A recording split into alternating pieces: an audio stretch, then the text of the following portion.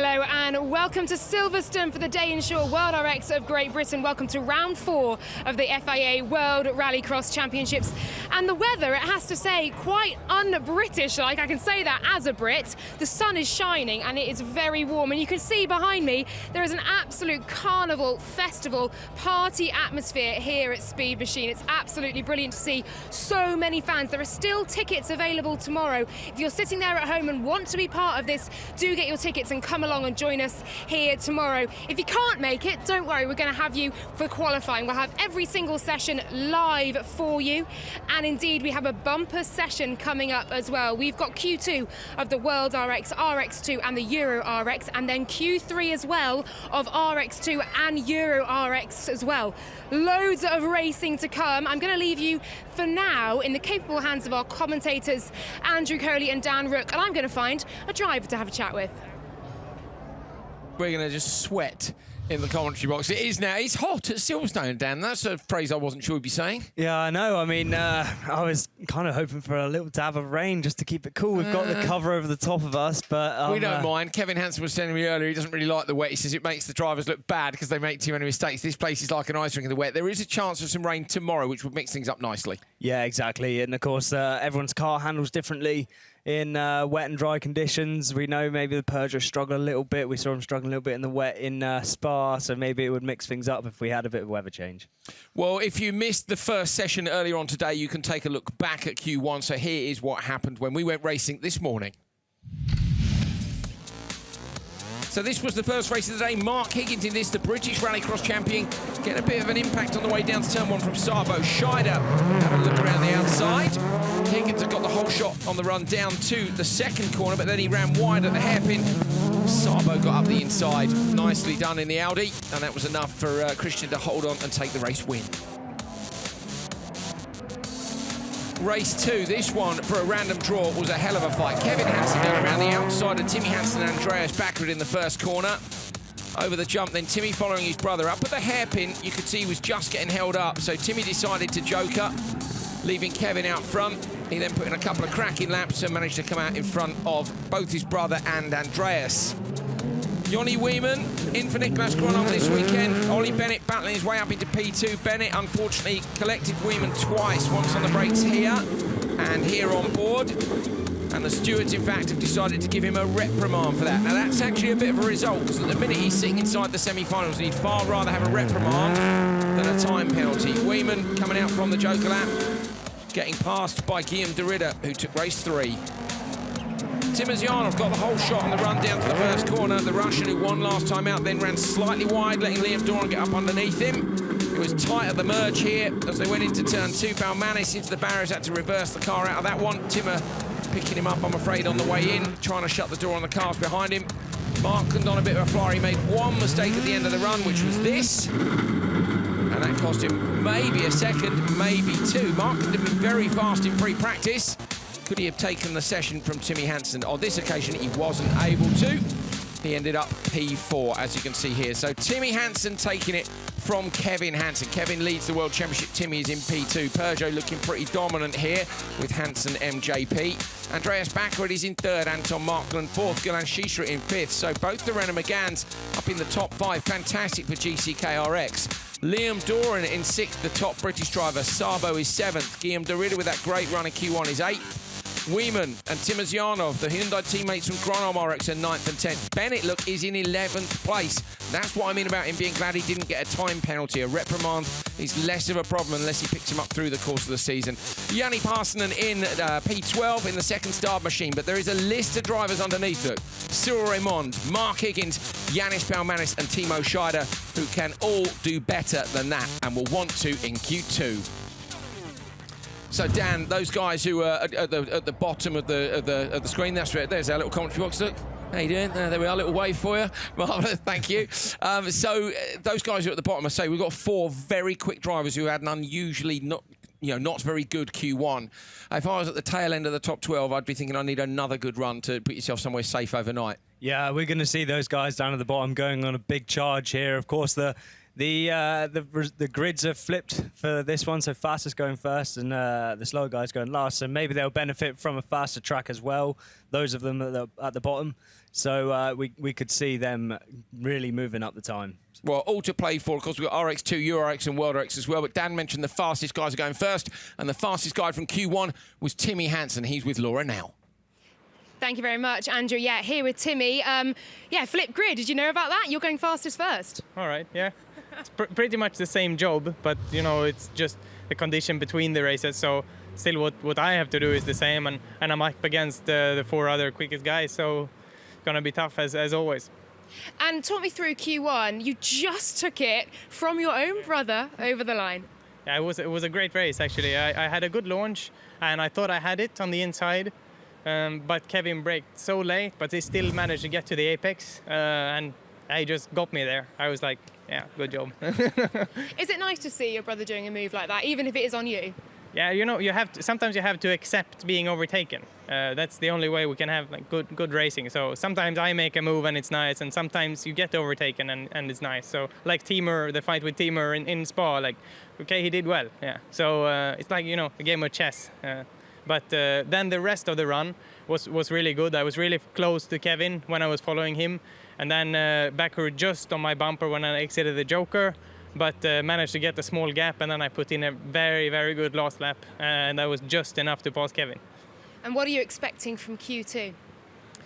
I don't know, I expect the same then. A bit more of it? Yeah, I'm starting on the inside, but just seeing that, you know, inside is not as big of a benefit as it is in some other tracks. So, you know, start is very, very important when you don't have the advantage of the start line. Of course, it's a little bit better to be on the inside, but I have to be on it completely, and I have to deliver another good run, and we see how the other goes. You know, it's a completely new race, and it's a lot of work just to do the same.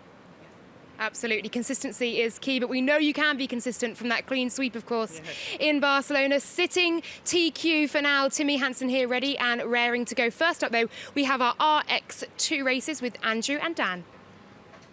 We do indeed. Good to hear from Timmy. Timmy's obviously feeling quite confident. Kevin's still a threat. Timmy looked very good in the hairpin down at the bottom here. And these guys are going to have to keep it tidy as well, because we saw Ollie Eriksson was fantastic in Q1, a bit like Timmy was in World, just that little bit further ahead. Yeah, a little bit more precision, especially with these RX2 cars, and Oliver Eriksson has that down to a T. So it'll be interesting to see if the other guys can make themselves that little bit more precise and just get on the back of him. So they've got 3 more sessions to go, but here is how they stand at the end of Q1. So take a look at this. Oliver Eriksson leading from Ben, Philip Gunnarsson and Jesse Kallio. Those 3 guys were pretty much the fastest 3 guys most of the season. Gryazin, Olufsen, Nilsson, Michalak and Sammy Metro, the top 8. One man who didn't have a great run in the first session was Fraser McConnell, who's sitting down, I think, in 9th place, if I remember correctly, from Q1. So Gunnarsson and Kallio looking to threaten the leaders, and McConnell looking for a good recovery. So the cars are in the pre-grid underneath the commentary box. We're looking to get them lined up. Crowd coming back from lunch. Grandstand was full for the first session this morning. They've got a hell of a stint this afternoon, as have we, so settle down. Being in England, I have a cup of tea in the commentary box, ready to go. I'll be honest, I often have a cup of tea in the commentary box. Dan, we've got some water up here as well, some fruit, you know. We're in for the long haul here, mate. Hope you're ready. It's 2.5 hours of rallycross coming up. Maybe I should have bought a tent. Yeah, maybe. I'm thinking I should have changed into shorts. Rookie's gone for shorts. I'm still in jeans. It's hot up here, so they'll have to give me some warning in the truck. I might change mid-race. We'll see. Outfit change in the commentary box. There's turn 1. Monster Energy rig is on the top of that. Down the wall on the outside there to the right of the picture is pretty close, isn't it, when you exit the corner on full chat? Yeah, it is quite a wide turn 1. As you're approaching it, it's like it seems quite tight, but then once you're like at the apex, the exit seems to run on forever. So it's a bit deceiving. You can carry a lot more speed in there than you first think. It's a long, long corner, as Dan says, that goes a long way around. There's the run to the jump. So that is turn 2's on the left of your picture. Turn 3 is that left-hander around the tyres. Dan, we can see people are starting to scrape those tyres, but also that corner is off camber. And if you want to get on the gas early for the jump, you can see there's only really one line there. Yeah, so these guys have to run the nose of the car along the barrier. If they even go half a car width out, they're running into the slippy, looser surface and then losing time and effectively making themselves another corner. Because as they approach the jump, if you run the correct line, you can have a pretty much straight exit up to the jump. If you run a bit wide, then you now have another right turn you have to input before you can get the car straight. Really slows you down.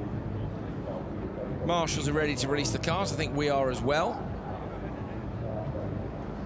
In this first race from left to right, we have Fraser McConnell, Steve Volders and Albert Oliveira.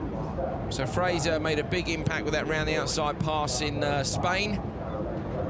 I know he's been practicing these tracks on Dirt Rally 2.0, the official game of the World Rallycross Championship, and that's he's been lucky that 2 of the 3 tracks are in the game already. Obviously Spa wasn't, because it was only just finished in real life, so he had to learn a bit more there. He was still quick in Spa, he wasn't unhappy with the results. Volders, clutch kick off the line there. Volders, of course, comes from a touring car background, touring car champion last year, the last year that the 2-litre rear-wheel drive category ran for FIA.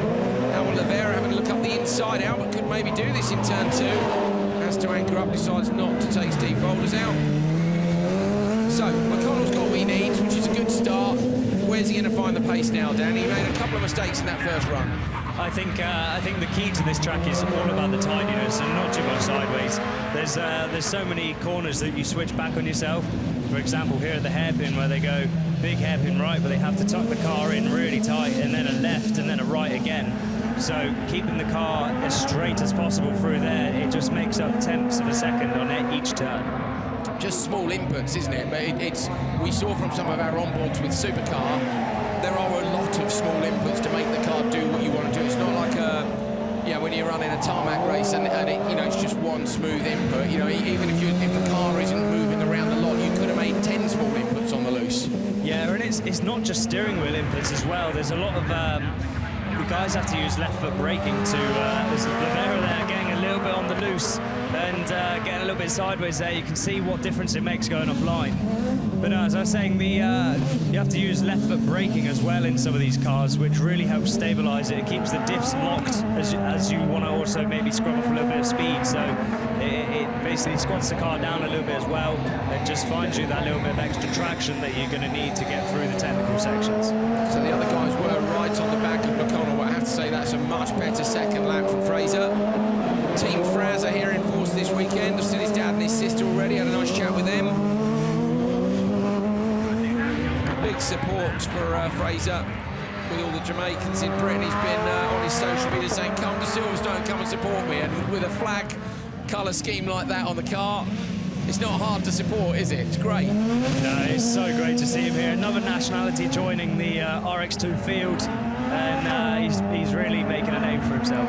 He was, as we see Oliveira go to the Joker, Fraser was spotting last weekend at Holliers for Kevin Eriksson when he won round 1 of the Nordic Series. Yeah, so I actually saw Fraser out there, and to begin with, Andreas Eriksson, the team owner, wanted him to just put a headset on to try and learn a bit about the spotting. And I remember him saying to me, there's no point in me doing this. They're talking in Swedish, so I have no idea what they're even saying. In the end, I believe he took over the job, didn't he, from Andreas, and helped spot Kevin to the win. So interested to see IMSE were there in force with the last year's Supercar doing a bit of development work. I reckon we might see them at a couple of World Rounds this year. I know they were working to make the car quick, and to be fair, it was up with the likes of Robin Larson, who's leading the Euro standings here and almost, well, very much on the pace of the world front runners. So maybe IMSE have found something. Fraser McConnell takes RX2. Dan's having a look down. What was the time down in Q1? So fastest time from Oliver Eriksson in Q1 was a 2:58.2, and Fraser McConnell only good for a 3:04.3 there. What did Fraser do last time out? Fraser last time a 3:05.0. So he's gone a second quicker, well, 7/10 quicker than he went in Q1. But of course, what we don't know is what the track conditions are like, because it's been a couple of hours since the last session. We know they water the track at times. So Fraser McConnell has set the first time of the session. Volders P2, Oliveira P3, and we're going to get the quick guys coming out. We'll see whether or not that is a competitive time. to the first corner, nicely done into there, and he was sensible on the way in and on the way out, so no one could get the undercut. Or if we might see Lavera getting crossed up over the jump. Here it is, I think, is it? This is the moment where he goes, no, it's not. Okay, so Lavera was sideways on the landing from the jump at one point. Volders there, that was on lap 1 where McConnell was, you know, making a lot of inputs and Volders wasn't. And then on the very next lap, Fraser hooks it all up and just gapped them immediately, so tidily done. That's Lavera running a bit wide in the hairpin. McConnell, left foot on the brake, chucking the RX2 round, and he takes race 1 of Q2. Well, Fraser, better than Q1. You've just admitted to me that this morning was terrible. What improvements did you see? And more importantly, how's the track feeling as well? I think they did some maintenance to the track before our session in Q1, and we were the first people out. So it was really slippery, and I think I overdrove, and it didn't really get the grip. And I was trying to drive faster than the track could, is possible. It didn't really work. Went out there again. They did track maintenance, and we got the win in this heat, but we're still not as fast as we want to be. I'm a little upset with myself right now, so sorry if I'm not sounding so great, but yeah, we're going to go back to the 10th, and it's full focus from here on. It's no games. Thank you very much. Best of luck for Q3. Good to see Fraser serious about it as well. You know, like everyone was like, oh yeah, wicked. Like, he was big up in his interview and stuff. You know, he's a cool Jamaican guy, but he's dead serious about this in terms of racing. Yeah, he comes from a rally background in Jamaica, and he wants to make a go of rallycross. So he's annoyed with himself. He's going back to the tent. Good talking to himself, and I imagine to the engineers. They'll have a look at the onboards and see what they can find. Of course, they don't know how good that time is yet. We've got to see what happens to the track. So McConnell leads 3:04.3. In this one, William Nilsson, Anders Michalak, and Sammy Trogan.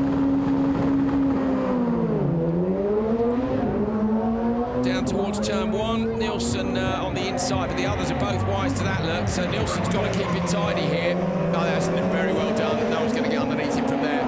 So they both went wide down, but there was nothing to do, basically, in turn 2. No, Nilsson there.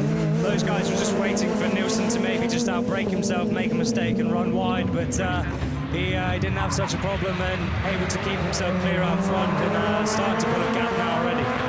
Sammy Trogan is, of course, the RX Academy champion from last year. It's a one-make series up in Rallycross Nordic again. They run sequential gearbox Renault Clio's under set promotion, and there Sammy goes Joker this time round. So he went Joker early last time, I think. Needs a bit of space, but this time he's got to get the laps in and get himself back out in front. Yeah, we know that Sammy Matti is a fantastic peddler. We saw him fight back in Barcelona after a rolling Q1 to work his way back up the standings, and he's fantastic performance in RX Academy as well to be winning the prize drive. I was lucky enough to check out the paddock for those guys last weekend, and very professional outlet with some serious competition. So to win that class, it requires some talent. Yeah, it's good lad. They're very young as well. I think they can race from 14 years old. You can do that in the UK as well in the Suzuki Swifts, which are here. So if you're coming to Silverstone tomorrow, and you can still come to Speed Machine, a few tickets available. They've got the little Suzuki Swifts on display. I've actually been really lucky, and I've had the chance to race one of them around this track, and they're great fun around here, as these cars are. Trogan's going to go up the inside here, I think. Michalak's on the outside of him. Has he got enough speed to carry around? He has. So Michalak hanging it out around the outside there. Had to hold on to that to hold the position. But 2 Joker laps done, so it's now about what Nilsson does and about how his lap times are compared to Fraser. Fraser was 43.0. Dan? Yeah, so William Nilsson there also lapping in the 43.0s. His first lap was a 42.9. So similar pace there to McConnell. But Sammy Matti only, it was there 43.2, so not making any progress there on William Nilsson. Trogan chucking the car around in the background. What can you do in terms of setup on these, Dan? Obviously, you raced these for a couple of years, didn't you, or a year? How can you make the difference? Not all the driver, is it? But obviously, in a one-make category, it's mostly the driver. No, I mean, it's a learning series, so as well as learning the tracks and how to drive and how to handle yourself for media, you also learn how to set cars up for yourself. So they have the ability to change anti-roll bar settings, damper settings, caster, camber, so on and so forth. So there is a little bit of variations these guys can do. Nilsson into the Joker lap on the last lap. He'll be hoping to come out in front of the others. He does indeed. So William Nilsson's going to take this. And the time is a 3:01.7. So Nilsson, with a couple of quick laps in there, he did a 42.6 and then a very good joker, it seems. And of course, he jokered on the last lap, which, as Dan pointed out earlier today, jokering on the last lap is the fastest way. We'll talk you through that again in a minute. So Nilsson takes it from Michalak and Trogan, and that means that Nilsson now leads the session. In fact, all three of those guys went faster. So the three in that first race down towards the bottom of the table, they've got a little bit of work to do.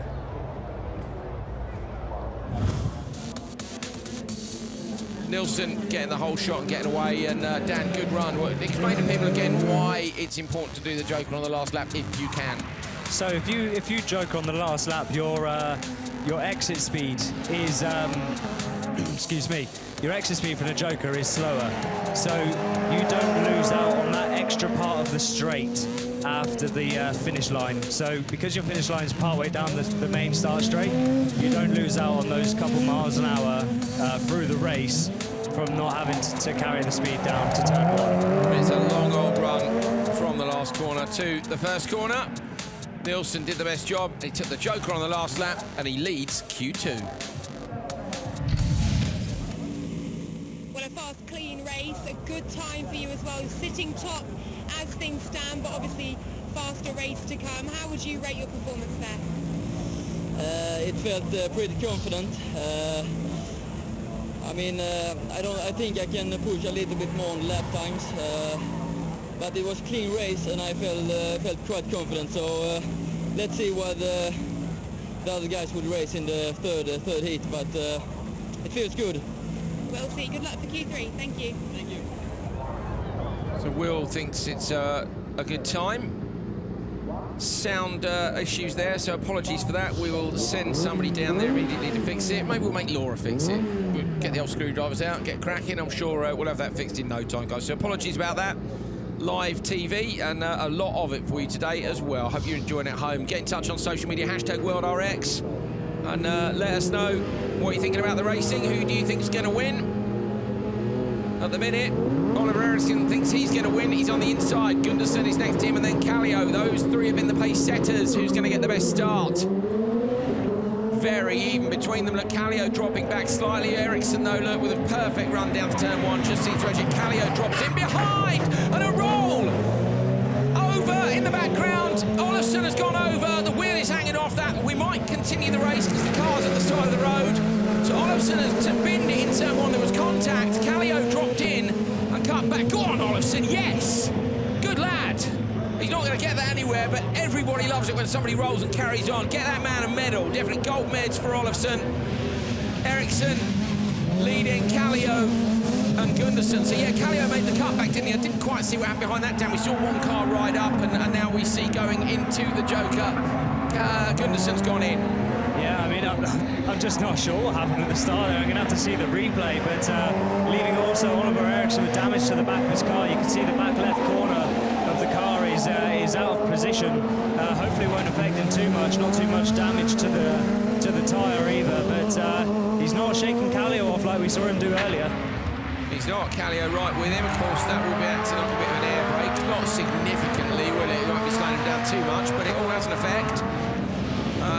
He might have had a little glance at his mirror and seen, yeah, that looks like the bodywork of my car. Kallio going with him. I think Kallio will wait, won't he, and probably follow him to the end of the race. If he knows he can't get past him, then he may as well take the advantage of joking late. Yeah, I'm sure we'll probably see the top three of these guys. Maybe not Greisen. Maybe Greisen will go in to fend off from Gundersen, but at least the top two will probably joker on the last lap here. Gundersen with his joker lap last time. Pushing hard to try and catch up with Greisen. I'm a little surprised Greisen didn't joker straight away just to cover him off. Yeah, so choosing not to, and maybe just going for the race time rather than overall position. It's not worth getting yourself into a scrap this early on in the weekend, and well, fortunately for Olufsen, getting himself in a scrap and ending up rolling the car, but ending up on the scrap heap. Yeah, the scrap. I'm sure they'll get the car fixed up. Dan, these things are pretty easy to work on. Yeah, and they come along with a spare parts lorry to every event, so that if you were to damage something, you could basically rebuild a whole car based on what's in that lorry. Except for the roll cage, of course. If he's damaged the roll cage, he'd be out. Yeah, I think so. I mean, he might be able to do it overnight, but it just depends what parts they have available. Ericsson down towards the hairpin on the last lap. He will joker this time round. So watch this for a bit of a masterclass in the driving. He'll probably chuck it off now, I've said that, but Ericsson is very, very good in these cars. Lovely, look at that, just backs it in enough to generate the turn in. Going to come over the line of the lead. In the background there, you can see Gundersen coming through. Gryazin did the right thing to stay out, although Gundersen, I think, is going to edge him at the line. Kallio gets P2. Good lad, Gryazin. So Gryazin very nearly holding on, but Gundersen got him just at the line. And Ericsson goes 3.6 seconds faster than Nilsson. Nilsson was happy with that run, and that's a 2:58.0 for Oliver Ericsson. He's gone just 0.2 of a second faster than he went first time round. So Ericsson is just killing it in terms of his consistency. And those times, as we mentioned earlier on, would actually be good enough to see him scoring pretty well in the European Rallycross Championship, let alone RX2. So Ericsson takes the session from Kallio and Gundersen again. Nilsson is in 4th, so it was a good run for Nilsson. Gryaz in 5th, then Michalak, Troger, McConnell in 8th this time, so it's a better run in comparison. Big loser this time round is Simon Olufsen, who unfortunately finishes this one here. Dan, what on earth happens? Olufsen on the outside. His rear right rides up Gryazin, doesn't it? Yeah, I mean, it kind of looks like he flew out of nowhere, really. Just kind of across the front of Gryazin here. And it's weird, isn't it? It's a strange one, because the tyre isn't really exposed at the front of the rear. No, not really. So an odd one there, and quite a high-speed impact as well, but able to get the car off the track, thankfully, so we didn't have a red flag. Oliver super consistent, and once again a couple of seconds quicker than the rest of the field. Was the drive for you as impressive as it appears on paper? It was all right. The first few laps weren't perfect. Honestly, I saw on the TV out of turn 1, car flipped, so I think I lost a bit of focus myself there. And I just tried to do what I did the previous race and just put the laps in, and it worked out. It did indeed. Bit of damage to your car as well, so we'll let you get back for Q3. Best of luck. Quick turnaround for these guys between, because we've got World Q2 coming up. Then they come straight back out for Q3. So, Dan, anyone with damage, particularly Olufsen, there's a lot of work to do. And what's the window like? Not very long at all. I mean, it's they've got less than an hour, 45 minutes. Yeah, so mechanics are going to be working flat out. And, of course, the RX2 boys, they don't have the same amount of mechanics as the World boys either, so a lot of hard work. So there are your standings after Q2. Oliver Ericsson winning both sessions. Kallio is 2nd in Q2. He was 3rd in Q1. Flip that result for Gundersen, and you can see those guys are on equal points. It goes Kallio's way because he has the most recent better result. Gryaz in 4th, Nilsson 5th, Michalak 6th, 7th for Sammy Metro, Fraser McConnell is in 8th. And then you've got Olufsen, Volders and Lavera. But we have a question mark over whether or not Olufsen is going to be back out in time for Q3. So that's it for RX2 Q2. We're moving on now to European Rallycross Championship for Supercars. Robin Larson was unbelievable in this, wasn't he, earlier on today? Yeah, super fast, and even posting a time that would have seen him up the top end of the World RX boys. So really showing a good speed here for the European Championship. Let's see if anyone can match his pace. And there's a few in some of these early races that could maybe go a bit quicker. So let's take a look at our grid here. We can... OK, I've got a slightly different lineup to this. So I think somebody's retired in the meantime.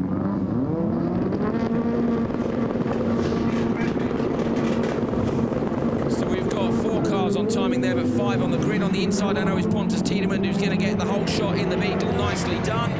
In behind him is Mandy August. It's Toren who's going to try and shut the door and slot in next. And then Moser and Audrin at the back in the orange-coloured car. So apologies, last-minute grid change there with 2 cars dropping out. So Pleskavas then hasn't made it back out, and neither has Fucik. So Fucik in the 99 missed Q1 anyway, and Pleskavas, of course, rolled down in Q1. So those are the 2 cars that have gone missing, and that's why we're back to a 5-car and only 4 races for Euro this time. Tiedemann in the lead.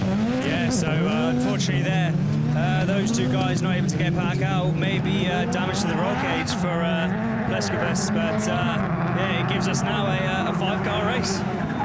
1 which Tiedemann is leading, and look at the way he controls the car. We know Tiedemann, of course, is a rally man, but we also know he's got a lot of rallycross experience from the work he did with EKSRX. So look at that. Go on, Pontus, sending it big time. So he's really on top of this car, and I'm sure he's enjoying having twice the horsepower he has in a rally car. Yeah, and the car looking really soft as well. You can see the way it leans over out of the corners, the rear bumper dragging on the floor there, really able to throw the car around. Saw Per Eklund this morning. He was on form as always, absolutely brilliant, saying about how his paddock was, he said, my paddock is nearly in Birmingham. He said, I'm too far from the pre-grids. He's gone and hired a couple of buggies to drag his wheels across from one side of Silverstone to the other. Mistakes are plenty in the background there, Dan. Mandy August ran wide. Audran did as well in the left-hander leading onto the straight. So that was the corner which you said would cause people some problems, and it is. Yeah, because they're not only losing time in the corner, they're also then costing themselves all the way down the straight. If you lose 2 or 3 miles an hour out of the corner, that's then, it can then make up to be about 5 miles an hour at the end of the straight. Tiedemann continuing to stick the laps in. What's he doing? He's on a 40.9, so he's a good second off the pace of what Hansen and Carr are able to do, I think. But still, it's impressive, and we do know that, you know, this Beetle isn't the latest specification of car. We also know it's a bit of a weapon. It's certainly good value for money if you fancy a run in a supercar. I know Per does a decent deal. Audran runs around the outside of the Joker, just running up and contact in the standard lap. Big impact, in fact. So what's happened there? The door is hanging off the side of Doran's car. The wheel is hanging off the side of Moser's. So that's a shocker for them. Tiedemann's on the last lap. Got a car in the middle of the track. Don't red flag it now, because Tiedemann's only got to do the Joker, so he doesn't need to go that way. What are they going to do? Marshals are climbing up over the barrier. You can see Tiedemann on the standard lap. He's not on the line. I think there's enough room to there, as long as the yellows are being waved, which they are. Tiedemann is going to take this one. So Pontus Tiedemann comes around to take the win. In the Joker lap is Mandy August. Audran is the only person to come through and sensibly going nice and slowly past the incident. That's outside the commentary box, and there's your winner, Pontus Tiedemann. Moser with a corner off. Damn, what happened there? I mean, we saw, to be fair, we saw a few pretty obvious mistakes up in the hairpin and thing as well, so I think he's okay. It looks like a fair old impact for poor old Daniel Turan. We hope he's okay. That's the most important thing. Might have been Mo. No, that is Turan who was climbing out the car. Tiedemann takes it 2:54.0. Mandy August 3:02.5, and then Rodolphe Audran finished DNFs for Moser and Thoran. So Thoran is right opposite my commentary position, with a marshal with him. He's just having a little sit down on the grass, and you know, if you hit the wall there, Dan, there's not a lot of giving that. No, not at all, and it's set back into a grass bank there as well, so a really solid impact. Let's take another look at this one. So Pontus Tiedemann with a great hole shot. A good lead, a pretty easy run for him, really. Yeah, just managed to get himself out in front, and there was no looking back for him. Looked like he was having a lot of fun out there as well, sliding the car around, and yeah, just giving it a big send. Out there, feeding it gears, Dan, isn't he, I believe? Feeding it gears. He is indeed. That was a mistake by Mandy August. Then there was a mistake up at the hairpin, which I don't know if we're going to see. These two getting a bit sideways. I want to try and see what happens in the background here. So it's up the inside, but then, So, all right, so he's got up the inside in the left-hander, then run the car too wide, clipped the barrier, spun back out, and Moser had nowhere to go and collect him. So, bit of a mistake. There you go. Well, a fair bit of chaos, a bit of carnage in that race. How much of it did you see, and how do you rate your performance out there?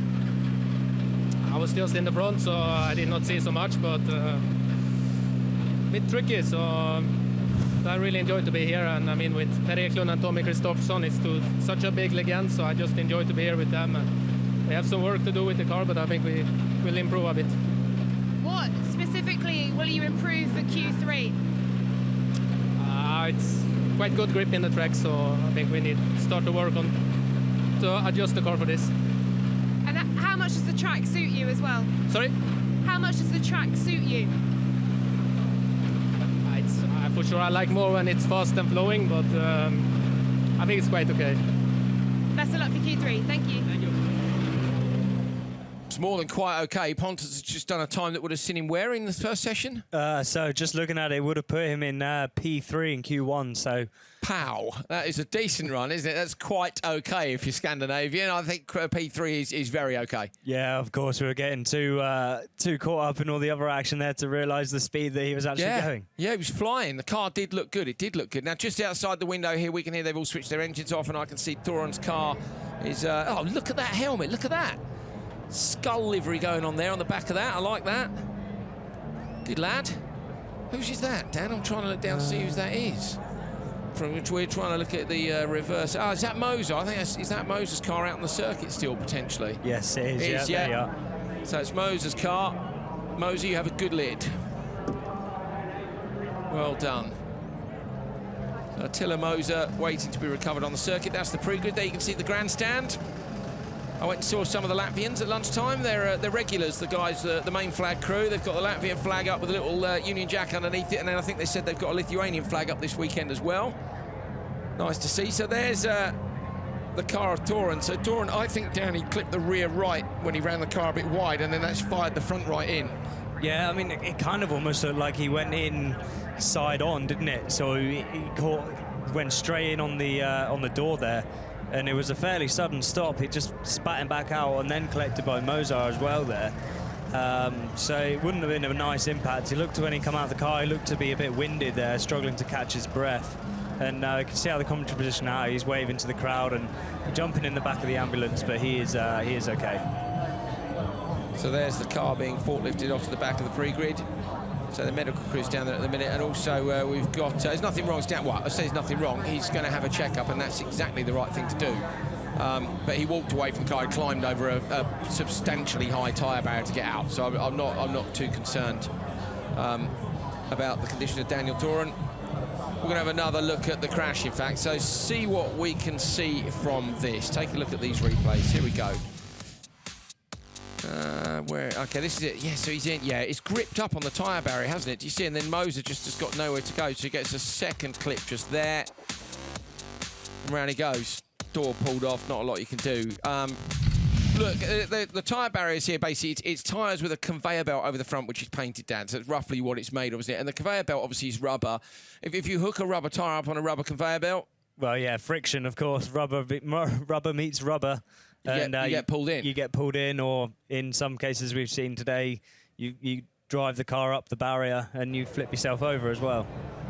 And that's what you need to get the quick laps, of course, is to be as close to the barrier as you can be without actually clipping it. Dayinsure branding in the background. This is, of course, the Dayinsure World Rallycross of Great Britain. They run an insurance company where you can just insure yourself for a day on cars and things. Go and take a look.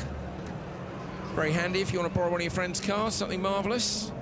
Bit of a recovery going on, so you can see they're moving either Armco or conveyor belt. That's Peter from the FIA who's down there, making sure that everything is going back. The chap in the white shirt, making sure it's going back to FIA safety standards.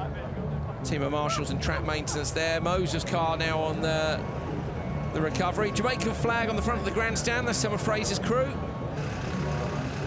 Full international for the World Rallycross Championship, and these guys are only from Europe. I think we could see both those cars back out again, obviously depending on whether or not Daniel is feeling up to it. Big impact like that, Dan, it can hurt, even if the car's not damaged. Yeah, I mean, you could see something like a bruised ribs or something like that. Obviously not ideal, not what you want to be getting back in a car with. These seats are reasonably tight so that you don't roll around too much, and you don't want to be uncomfortable. It's a delay for these guys, and on a hot day, it's not too bad. You know, we say hot, it's hot by English standards. Mildly warm for anywhere else in the entire world. But we're just hearing engines fired up underneath us, so that should suggest that we're getting close to getting things back underway. Might be able to hear the tunes humming away in the background. Main stage has been playing the music all day long. We've had people out grabbing the food at lunchtime. I went and had a bit of a packed lunch in the crowd. Went and met up with a friend of mine, used to be a rally driver, Simon Hughes. Some of you Brits will be familiar with Simon. He's here watching this weekend. Kevin Hansen in the background there. You can see just far left of your shot. And that's Henk de Winter, who is asking the drivers to fire him up and roll forward. There you go. So Henk's pulling the cars forward. Alfredson rolling up towards him. They are now in the tyre warm area. And you might actually get a good look at exactly what they do. So they're going to release the cars one by one here, and they do like a little practice start. You can probably see that from... oh, there we go. Look at that. Lovely. Wing in the background. And a funfair, which I think is free. But possibly not for us, Dan. not free for us, just don't think we're allowed. Oh, why not? I'll be one of those height boards, mate. I'm afraid you're too tall. Never. Even though you're only, what are you, 21? 21, yeah. 21, but he's too tall. 6 foot tall, I am. He'd still like a go on the helter-skelter, but he's, yeah, maybe later. Ah, yes. Excellent. Up to one of our accessible viewing areas. That is a very cool wheelchair. Look at that. Good man. He's flying an AMG Petronas F1 flag there too, so obviously a big motorsport fan. Great to see those guys getting pole position in terms of the view here as well. Yeah, good to see access to all here at Silverstone. Alfredson has pulled up to the marshal board. As they pull up to it, the lights change colour until they go green. Once they're green, you're in position. Look at the car on the right. They're white, white, white, and then they go green, and that means the car is in the right place. Marshals were practicing their move this morning, so they'll all walk off the grid together. It doesn't come together in 5 minutes, you know. There's a bit of rehearsal time.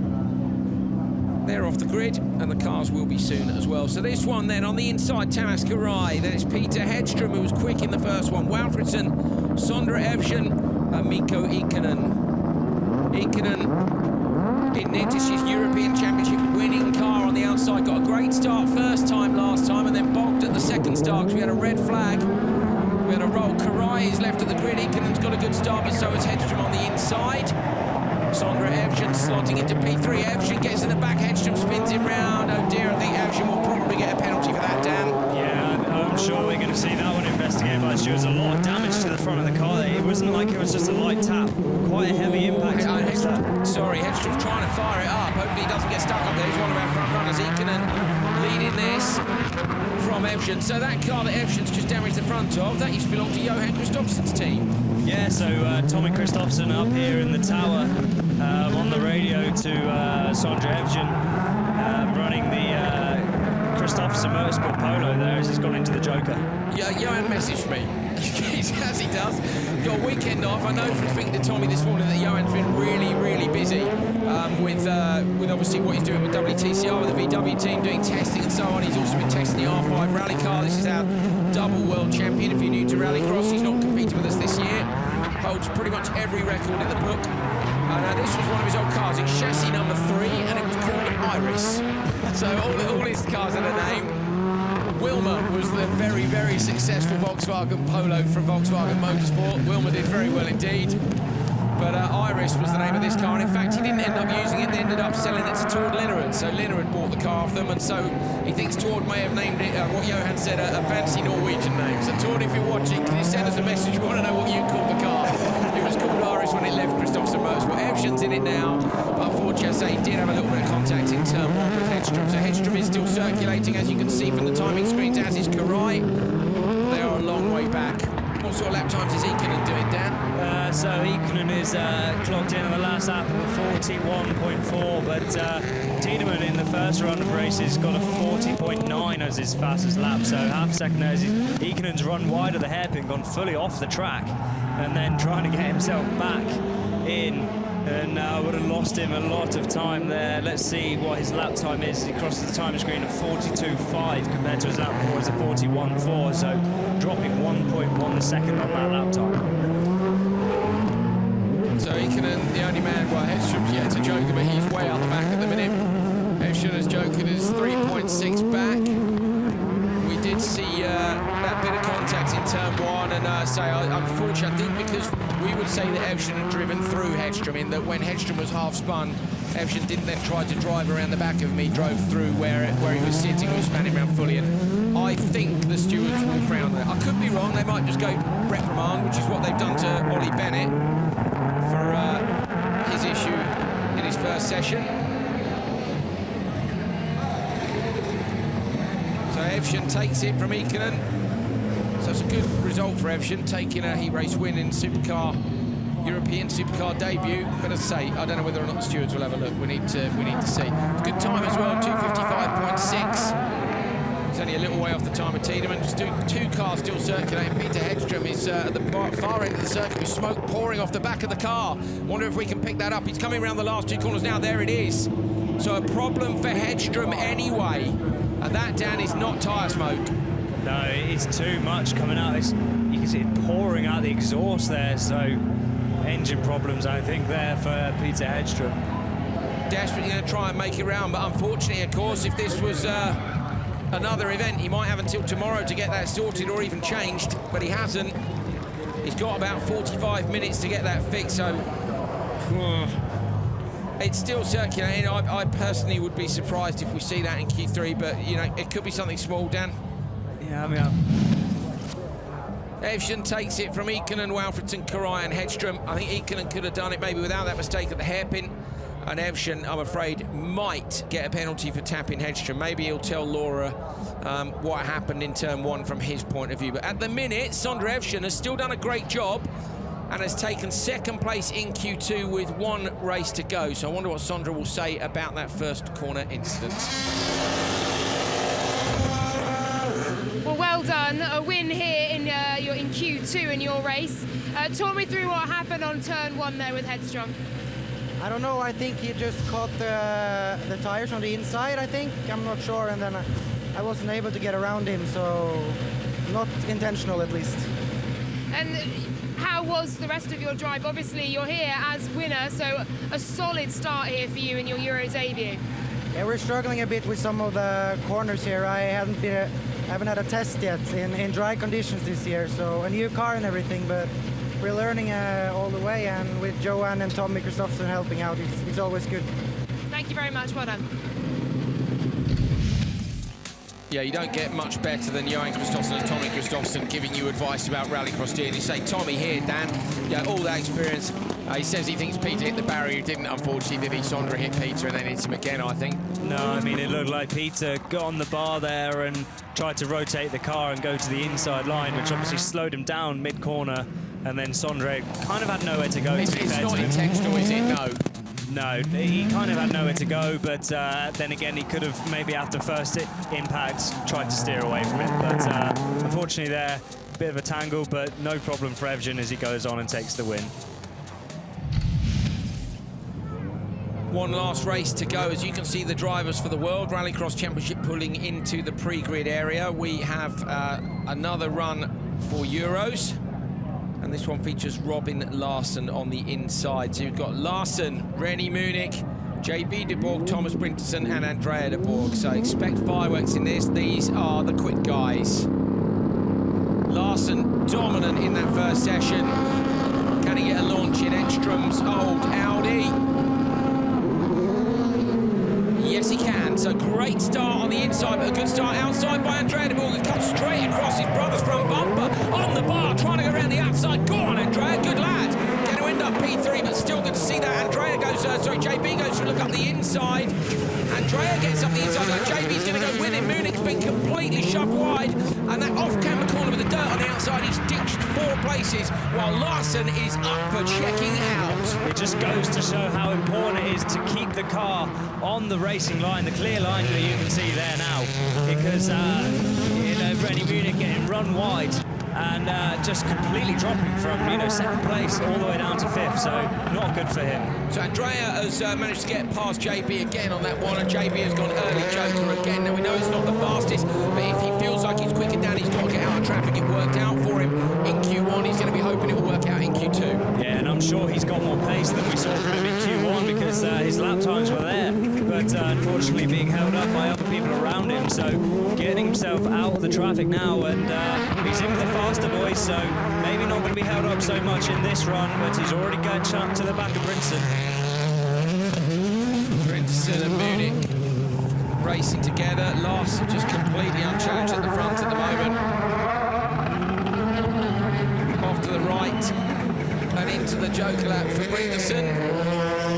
Going to come back on. Is he going to... he's behind JB. Long way behind JB. So JB de Borg with clever tactics here. He's 7.4 off Larsen. He's certainly not going to threaten there. Robin Larsen setting a 40.0 lap time, setting exactly the same lap time on lap 1 and lap 2, 40.014. Exactly to the thousand. Exactly to the thousand. So consistency here from Robin. But JB De Borg only able to set a 40.10, so a whole second off. Even more impressive, of course, is that Larsen's fastest lap in Q1 was actually only 1/100th faster than that. He did a 40.004, so Larsen is being super consistent. Joker lap merge here. Two De Borgs, Andrea and JB. JB trying to get underneath him. He's going to have a look into the next one. Sensibly, though, opts not to take him out. That definitely won't go down well back at the family awning. So Andrea De Borg going to get the better of JB De Borg here, assuming he doesn't make a mistake in the hairpin that Larsen is up to already. So the two De Borgs in the corner by the jump. Larsen's on his way to the finish line. And he hasn't jokered. He has jokered. I thought he'd got standard lap there. I thought he'd missed it, but he hasn't. He's straight in, round the outside. And Larsen's going to take it. I'm sure he's not just going to take it, is he? Wow.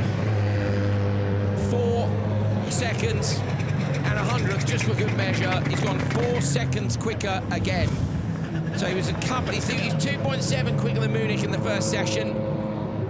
But in this one, Larsen has gone 4 seconds quicker than anyone else. So last time out, Larsen did a 2:51.0. And this time he's done a 2:50.0. So he goes a second faster to win the session. De Borg, Brinterson and Munich are the next ones. Let's see where they start. And Tiedemann is the closest, and he's 4 seconds back. So Robin Larsen has won both sessions so far, and I have to say has stamped a mark of authority on the European Rallycross Championship for Supercars at this first event. There is a very, very long way to go, but others are going to need to up their game if they want to get close to him. Brilliant drive. Yeah, fantastic job, and you can just see the outright pace of the car. 4 seconds. That's a second a lap. That's crazy pace at this level. Yeah, definitely. It's an FIA European Championship, and he has just come in and smashed it. Of course, we know the car is good, and also Robin is a superb driver, and you know, you need to have the driver to drive the car, making no mistakes out there and getting the job done. Absolutely huge air. He's practically landing that to flat. I don't think he's braking, is he? I think some of the guys will be coming up there left foot braking to try and squat the car down, but Robin will be taking that full commitment flat out. Fully lit from Robin Larsen. He's flat out over the jump. He's flat out over the line. 4 seconds quicker. He sits TQ after 2 sessions, having won them both. Robin, a full second quicker than this morning. Once again, 4 seconds over everyone else. Notably, your opening 2 laps were the exact same time. What's the secret to this consistency? I just take it slow and try to get on the inside and drive really, really calm and find a grip on the throttle, because it's so slippery and it's not feeling good because you're doing small mistakes here and there and it's so slippery. So. And the feeling is not good, but the times is good. I was going to say it's looking good, and the times are very good. In terms of, let's say, the track stays as slippy as it currently is, what do you think you can do here in the car to make it that bit better? I mean, we need to... The start wasn't perfect, but we had an inside light, so work a little bit more on the starts, then the speed is good, so yeah, it's good. We'll see for Q3. Thank you, well done. Thanks. Robin Larsen then top of the table, having won Q1 and Q2. JB De Borg is in second place. His brother Andrea De Borg just 1 point behind him. Then it's Rennie Munich. Pontus Tiedemann is up to 5th. Look, Brinterson 6th. Evgen is 7th. Walfridsson is in 8th.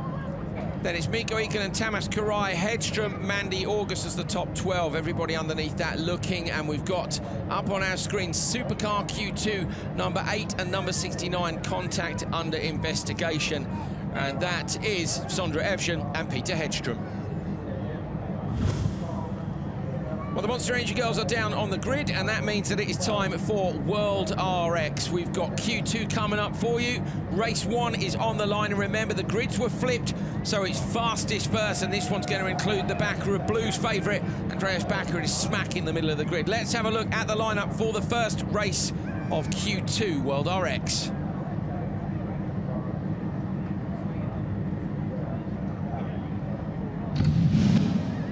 Timmy Hansen on the inside, Kevin Hansen next to him, Andreas Backerud, Anton Markland and Geraint Schiesschritt. Both Thorena McGann's in the top 5 after Q1. They're in with the quick Peugeots and Andreas now as well.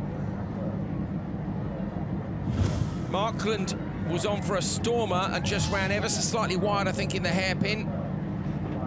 There are the spotters looking up towards the start. You can see the Hansens leaning out of the tower. Team Hansen MJP in pole position, literally here, but in the championship as well. Here we go. Great start, Backward in the middle of the grid. Markland has to drop in behind him. Backwards on the outside of Kevin Hansen, going to try and go around the outside. Geraint Schiesschritt is going for all the way around the outside. Timmy Hansen keeps it tidy, finds the traction. Timmy Hansen going to get there first. Backward around the outside of Markland, trying to get to the inside of Kevin Hansen. Can't quite do it. It's Timmy Hansen with Kevin Hansen. Backward is in third. And then I think it's Markland and Schiesschritt. It is.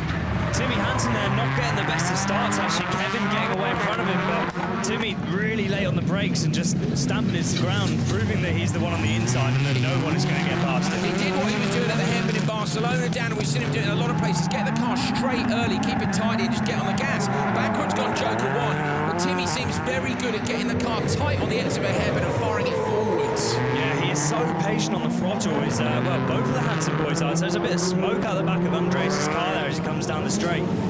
But yeah, the Hansen brothers, they're both super tidy drivers and very patient on the throttle. It means that they're able to just, with that bit of patience, keep the car tucked in and then able to just plant their foot to the floor when they're ready, and it just goes where they want it. 39.5 from Timmy Hansen. That's the EDOC's fastest lap of the day. EDOC's our timing partner. Backward around the hairpin and away. Kevin Hansen right up underneath Timmy. Into the Joker lap goes Schiesschritt's gone in Joker on this one. Yeah, so that one there to cover off Backward, and you can still see the smoke there from Backward's car. I think maybe from contact from lap 1 is his rear bumper is tucked underneath the right rear wheel, so hopefully not too much of a drama there. Yes, you can see there it's folded under slightly, so that shouldn't be too much drama for Andreas. Hopefully his spotters told him that he has a bit of a tyre rub there, so he's going to be smelling a bit of smoke in the car. But at least he'll be aware of what it is and not too concerned about it. So Backward looking to close down the Hansens. Kevin goes Joker 3. So Kevin has gone Joker on lap 3. On the inside, Markland yet to Joker has gone through, but this is about Backward versus Kevin Hansen. Andreas Backward not close enough. Going to try around the outside anyway. Kevin goes tight. Andreas is going to try and undercut him on the exit. He tried this in the previous race. Kevin keeps it tight enough. Andreas is right on him, and in fact the smoke is vortexing off the back of his right rear wheel arch. Fastest lap of the day, Timmy Hansen's gone quicker again. 39.3. Timmy's giving them a bit of a masterclass here. The Peugeot flies beautifully over the jump. Saw Kenneth this morning, and he said they've done something with the dampers, working with Olufsen, their damper partner, to make it land better. Here we go then, Timmy Hansen into the Joker lap. Oh, not the best entry to the Joker, it has to be said. It was tidy. I suspect there'll still be a good time. Markland, big send on the way in. Timmy Hansen's going to take it. P2 goes Kevin, P3 Andreas. A race to the line between the two GCK cars. And it's just Markland. Markland gets it by a couple of hundredths. Timmy Hansen, though, has won the race. That's a 2:47.1. That's 1.8 seconds quicker than he went in Q1. And remember, this is fastest first. I've got to be honest, I think it will be surprised if that gets beaten. Timmy with a 2:47.1, his brother Kevin right behind him, and then Backerud, Markland and Schiesschritt super close between the GCK teammates. We've got some fast guys still to come. It's not over, but that is a brilliant benchmark by Timmy Hansen. Don't bet against either of the GRX cars, of course, that are coming up in the next one. This is another look at the start. So Andreas must have known he was clear of Markland there immediately because he moved out wide. Timmy just keeps it tidy on the inside, and that's what I mean about just straightening it up. He doesn't try and run the car wide, and he's just tidy. Kevin can't get around the outside, or even Andreas can't get up the inside. Job done. Yeah, exactly, and just keeping, like you said, keeping the car really tidy. But because he's got a straight line out of the corner, he's effectively not driving as far on the circuit as his brother is, so not having to go that extra distance to get to the chicane. Very nicely done indeed. We know they're both an absolute class act. This was where Kevin got out in front of Andreas. You can see the difference in terms of closing speed. So that's one danger, I guess, a joker in on the last lap is if the guy on the inside has done a good job, they have better exit speed, they could out-drag you to the line, but no one's out-dragged Timmy so far.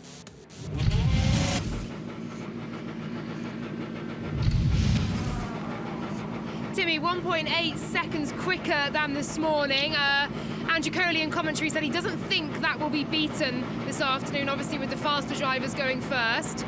Do you think you've done enough here to be sitting TQ overnight? Yeah, I hope so. For me, it was very close that I didn't get out first. I made a bad launch. I was maybe sleeping a bit when the green light came on. But I braked later than Kevin into turn 1. Same as he did with me in Q1, but he was on the outside now. Yeah, so then it was nice to take the lead. It was 4 good laps. Yeah, and the car suits me so well. Track was a little bit better, so we have to remember the track is getting better. The Hyundai is still to drive, so yeah, we can't be safe yet. Gonna go back now and cross my fingers. This was a good enough time. We shall see. Thank you very much. Well done.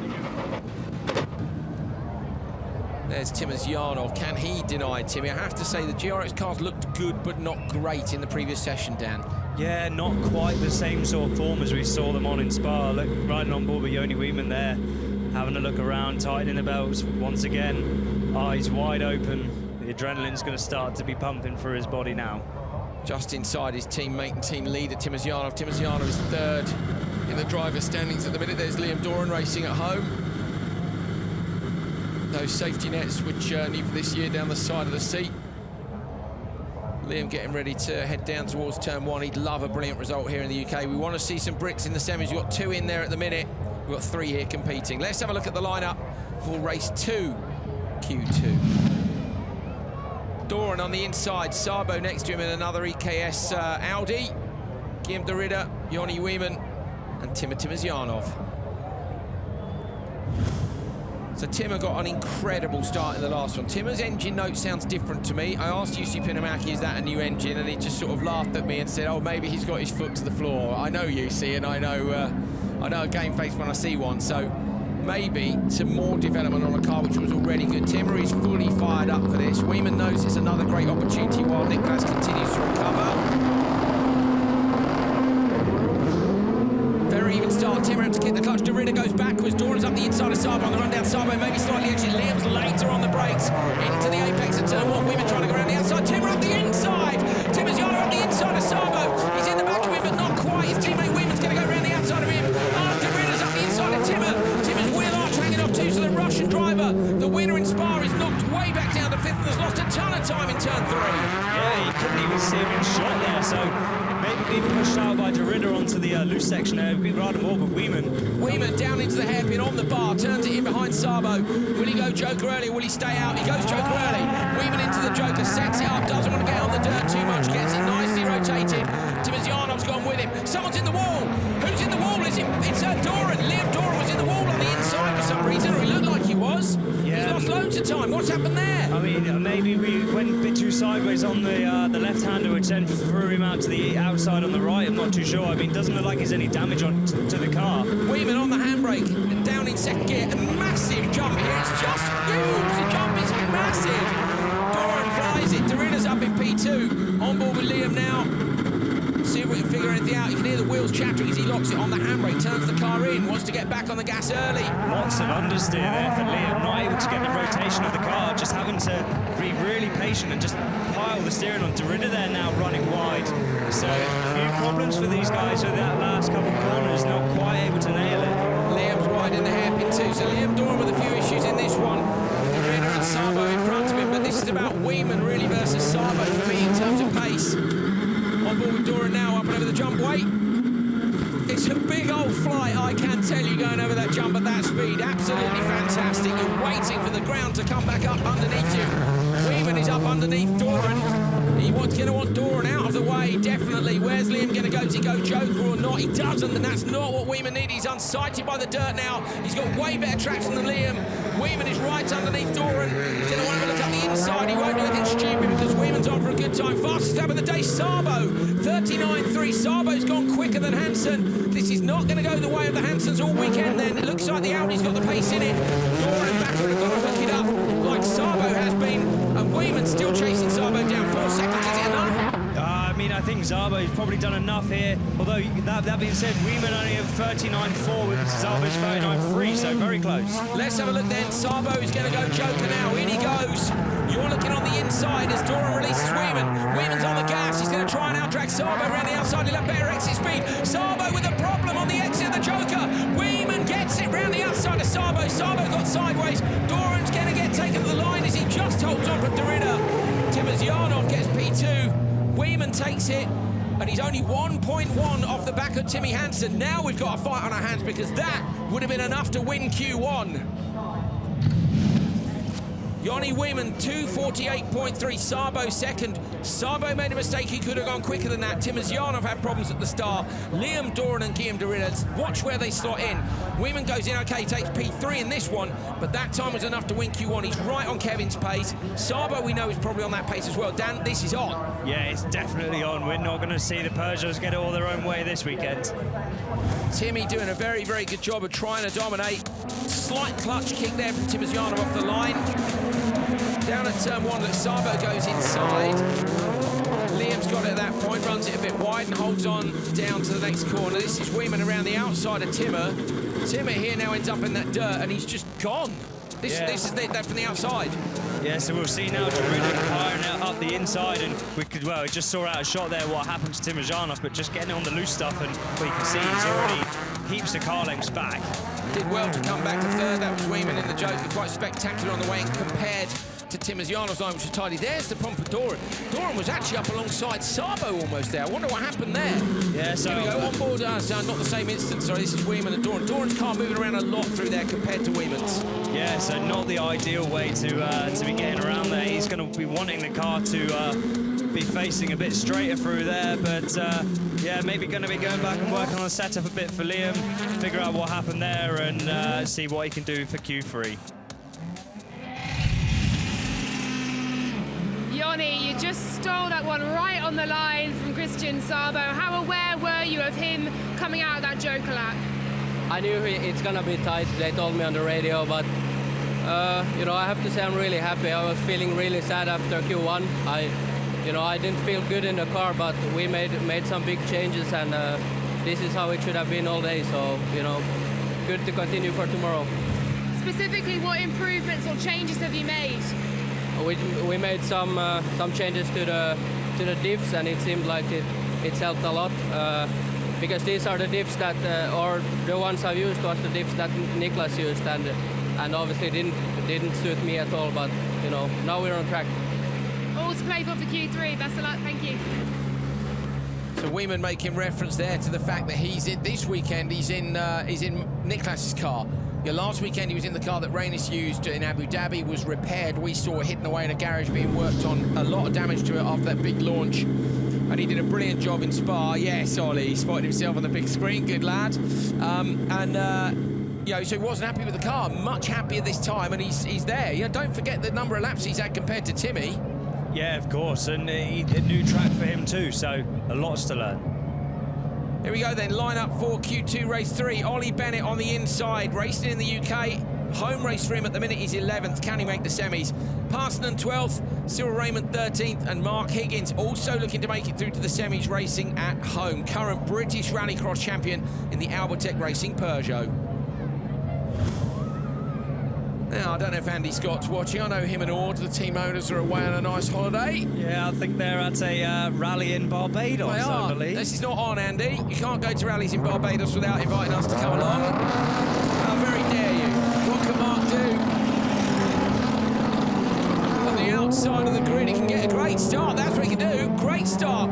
Mark Higgins moves across. Parson goes up the inside of Bennett. Late on the brakes. Bennett's really early on the brakes. Higgins round the outside on the handbrakes. Not going to work out that time. Out the dirt. Parson has a look up the inside now. Higgins going to try and go up the inside of Raymond. And he does. So still Raymond's been marked there in turn 2. Don't know what happened. Parson really aggressive. Both Parson and Higgins went past Bennett in turn 1. Bennett was early on the brakes. Yeah, hit Bennett there. Almost a bit of a poker face backing out in turn 1 and letting the other two collide with each other. And then dipping his way back up through and saying thank you very much. Parson's hit him about 4 times in that corner. If Parson doesn't get a bit of a warning for this, he'll be staggered. He doesn't go Joker. Higgins does, and I think that's sensible. Looking at what's going on in front of him, I'd have gone Joker too. Yeah, very wise move there from Higgins to get in the Joker lap, and we can see Cyril, out of the commentary position, is only just coming over for his standard lap over the line, so problems for Cyril Raymond. Smoke pouring off the back of Bennett's car. I think that's all the contact in the first couple of corners. Cyril Raymond a mile off the back. Mark Higgins has jokered. I think that is a great move by Mark. He's now got to put in some really perfect laps because both the cars in front of him are running the very latest engines from Pipo and top spec World Championship stuff. Not to say the Armatech car isn't a very, very good car, but the development in World RX the last couple of years has been epic. Nice on board with Bennett. He's trying really hard. Parsons throwing it around all over the place. Go on. Yeah, Parsons now in the second start car. They managed to get the second, is it the Mark 8 Fiesta, back out to so they can now start scoring some team points. So brand new car. I believe it's probably the first time it's been out on track. Yeah, actually that's a very good point. So you will have noticed if you've been looking at the team standings that start haven't been scoring. One of the FIA regulations is usually Cyril Raymond up in the hairpin. Gives you a good idea of how far back he is. Yeah, one of the team regulations for World Rallycross is you have to run exactly the same car for both cars, basically, if you want to score team points. When we say exactly the same, you know, you could have maybe a minor aero tweak on one, but it's got to be the same chassis, and it wasn't. It was like a Mark 7 and a Mark 8, so they weren't allowed to score team points until they came here with two Mark 8 cars, which is what they've got. Parsons going to get out just in front of Higgins. Higgins has got good speed, though. Mark Higgins can't quite find a way through. Parsons sideways, Higgins is tiny, runs the car out wide, trying to get the overlap on him. So now both chasing Bennett down. I wonder if Bennett will hold on. It'd be good if he made the semis here, wouldn't it? Yeah, especially on his home event, it would be good for Mark Higgins. Big nosedive there, front bumper on the car, starting to hang off, and that's not going to be what he wanted. Properly back that in as well, from landing on the nose to backing it in all the way through. If you asked him to do that again, I think it'd be hard work. Ollie's tidy through the Joker. That is a great run from Ollie Bennett. Ollie Bennett coming round to take the checker flag. Wins a heat race in front of his home crowd here. P2 Parson and P3 goes to Higgins at home. So two Brits in the top three for this one. Bennett has done a 2:53.2. We'll have a look now and see where that goes overall. Rolling the car back to the paddock. You see the crowd down there, lots of people hanging over the pit wall. Far side of Stowe Circuit, front of Stowe Complex over there. So Bennett with a 2:53, look, Parsons second, Higgins 2:56, then Cyril Raymond with some sort of an issue. And I'm afraid that is not a good race time. So despite the fact the Brits were doing all right in there, they're not in the top 8. Neither's Liam. So a bad run for the Brits at home. Quite a good run in terms of the race. Yeah, so fantastic entertainment. And you can see Oliver Bennett there backing out of the corner early, meaning Mark Higgins and Parsons collecting each other. You can see on board there now, collecting each other, and Oliver Bennett's going, thank you very much, boys, and getting himself back up the inside. It's got to have cost both Higgins, well, definitely Higgins a couple of seconds, hasn't he, being punched out wide in turn 1.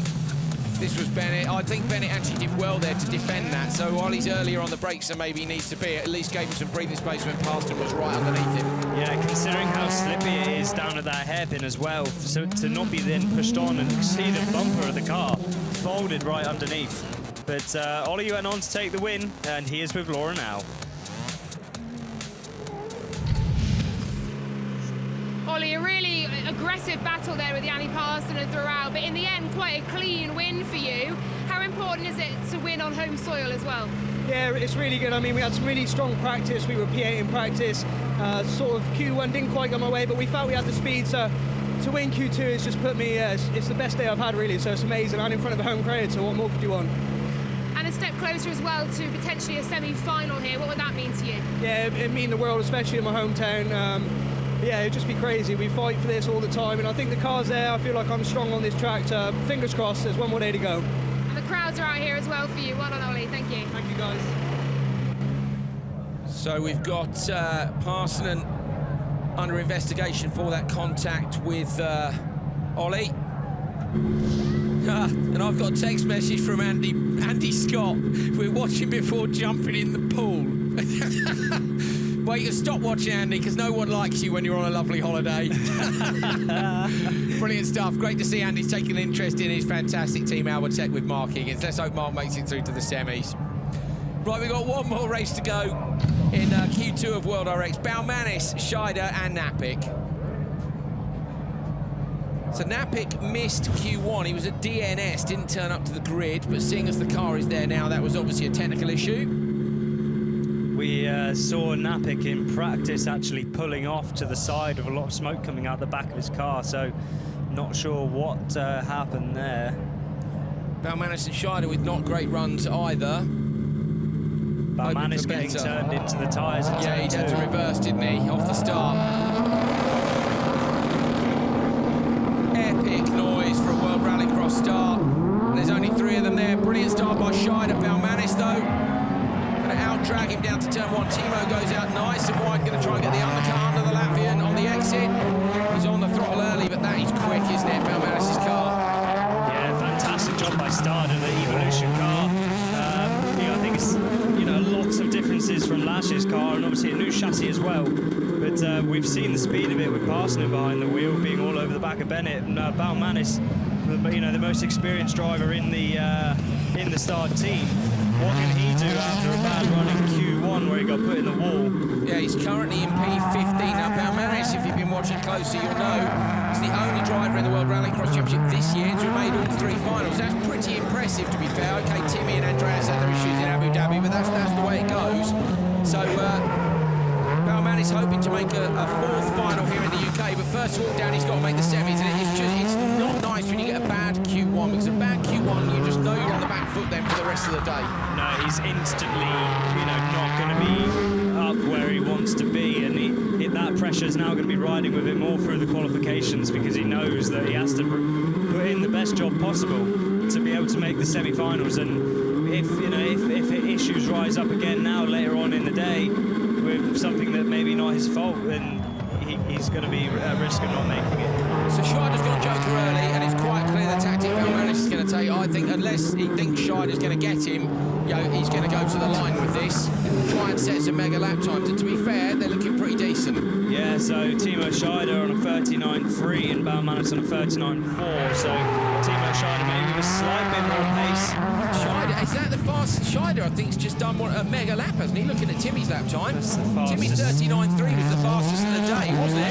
He's gone 1,000 faster than Christian Szabo, which was the fastest lap of the day. There we go, fastest lap of the day, Timo, yes. The graphic beat us by 100th, and Scheider beat Szabo by 1,000. So Scheider has gone for the Joker early, and is chasing down. Look at the gap, bottom of your screen. This is our predictor. Scheider's going to get him out, and computer says yes for Scheider. But what's going to happen out on the track? Here we go then. This one's on. Go on, Timo, get in there. And Balmanis too. Both these guys know they need a good result. Scheider flies over the jump in the distance. Balmanis comes down to the hairpin. So there's a fair old gap between them at the minute. Balmanis keeps it tidy. It's Joker lap time now. Here goes Yannick Balmanis, the Latvian who's been in all 3 finals, fighting for a place in the semis, as is Scheider. Into the Joker. Scheider's inside. I think Scheider's done it. Scheider's going to do this. Surely he's got great exit speed. Timo Scheider never going to win the session. Oh, nearly. 2:47.5. Timo Scheider has just gone and smashed it. He's only 3/10 off the back of Timmy Hansen. We said this was on. Scheider was killing it here last year in ARX, passing speed and fouls through turn 1 and turn 2. Suddenly he's got that Ibiza hooked up, and Timo Scheider has taken P2 in this session. I think he's beaten Kevin as well. That's a brilliant time. Bit of a dark horse there, Scheider. I don't think any of us were expecting that. But Balmanis with a 2:48.2 as well. I can't wait. There they are, the main flag crew. Napik crosses the line, so they're cheering for Balmanis. Where's Balmanis going to go in, Dan? Balmanis will go P4 there with that time, so... Brilliant. So both those guys have done an amazing job there.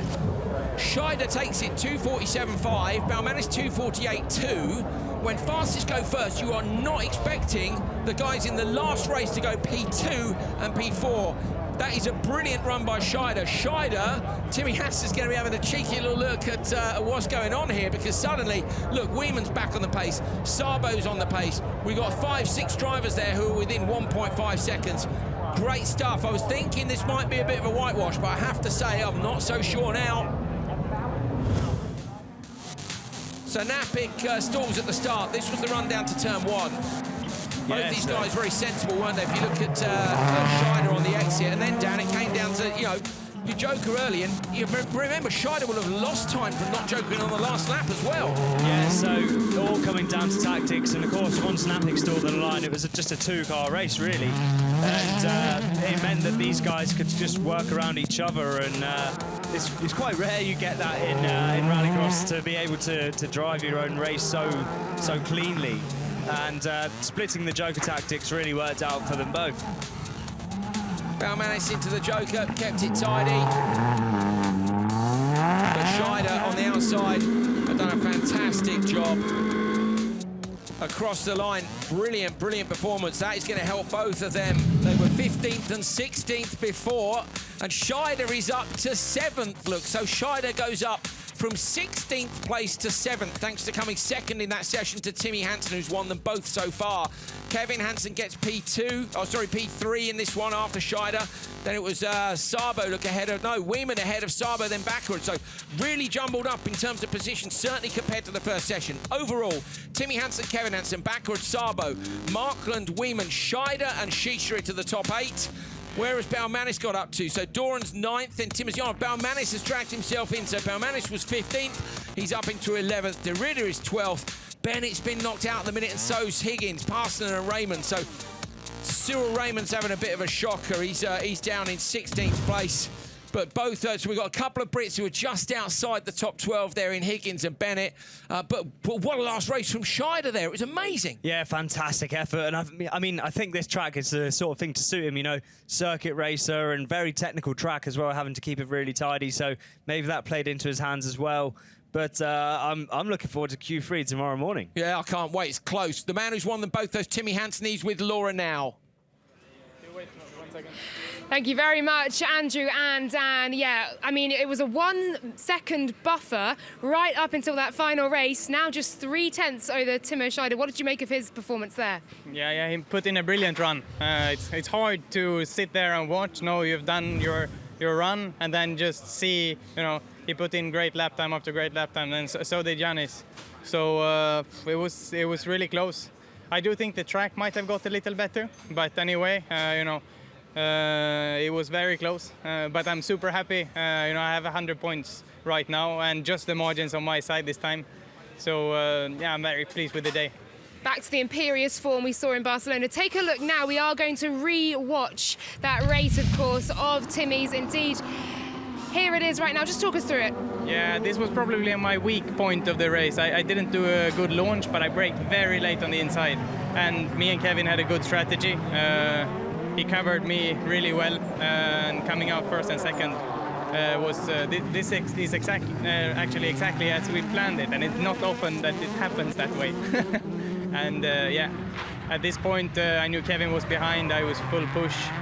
The track was very dusty this time. It was faster than Q1, but it was very dusty on top. It's comfortable to see Kevin on the back. You feel changed by me there. And we have Kevin here as well. Kevin, what's your point of view on this? I think it was a nice race. I was following Timmy nicely. I went a bit wide here, but overall it's a good race. We are 1 and 2 overall, so that's brilliant, I think. So you're both happy, aren't you? Here we go. We are just going to end this one now. I've got both the Hansen brothers in with me right now. Kevin, you're 1-2 overnight. Happy days. Yeah, happy days. I think now we had a dip in Spa. Now it feels like the Hansen brothers are back. The Hansen brothers back. That is ominous indeed. Christian Sabo not far behind you, though. It's certainly in lap times. Timo Scheider also up there. Balmanis there as well. So there's all to play for coming into Q3. Yeah, it is. It's very close here. And the track is quite simple, but that also makes it very difficult. You have to get everything perfect. So it's a small mistake and you lose easily 5 places with 1 second. So yeah, we've only gone halfway through qualifying. Tomorrow we have to do 2 more qualifyings, and then we get into the real race, if you say so. Yeah, absolutely. Thank you very much to you, Timmy. Thank you for gate crashing the interview as well, Kevin. Lovely to chat to you as always. Back to you guys, Dan and Andrew. Good old Kevin, you nearly gate crashed the commentary box last week in Spa. He poked his head round the back here just before we were going into the semi-finals. And of course, they're talking about that already. Semi-finals tomorrow. Long way to go in qualifying. That's where the real race starts. Justin Balmanis and Scheider trying to book a place. 2 more sessions to come, Q3 in the morning. We're going to check out whether or not that's going to be fastest first or fastest last. We don't know what the weather's doing tomorrow. We'll have a good look for you. We love the weather here in the British. So let's take a look and see what's going to happen with the spinner. Here we go then. Wheel of Fortune.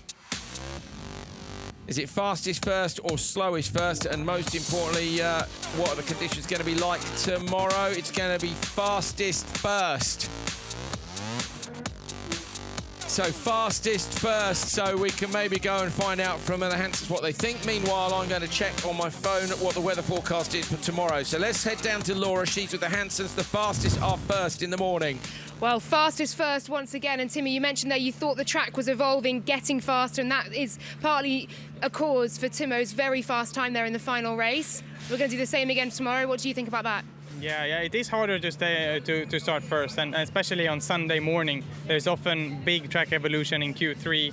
You know, the track might be damp, and it's super slippery here with the tiniest bit of water. So, yeah, but you know, we have to go out there, we have to deliver a good performance, and then, you know, whatever the others do, we can't affect it. As long as we have pushed 100% in whatever conditions we have, we should be happy.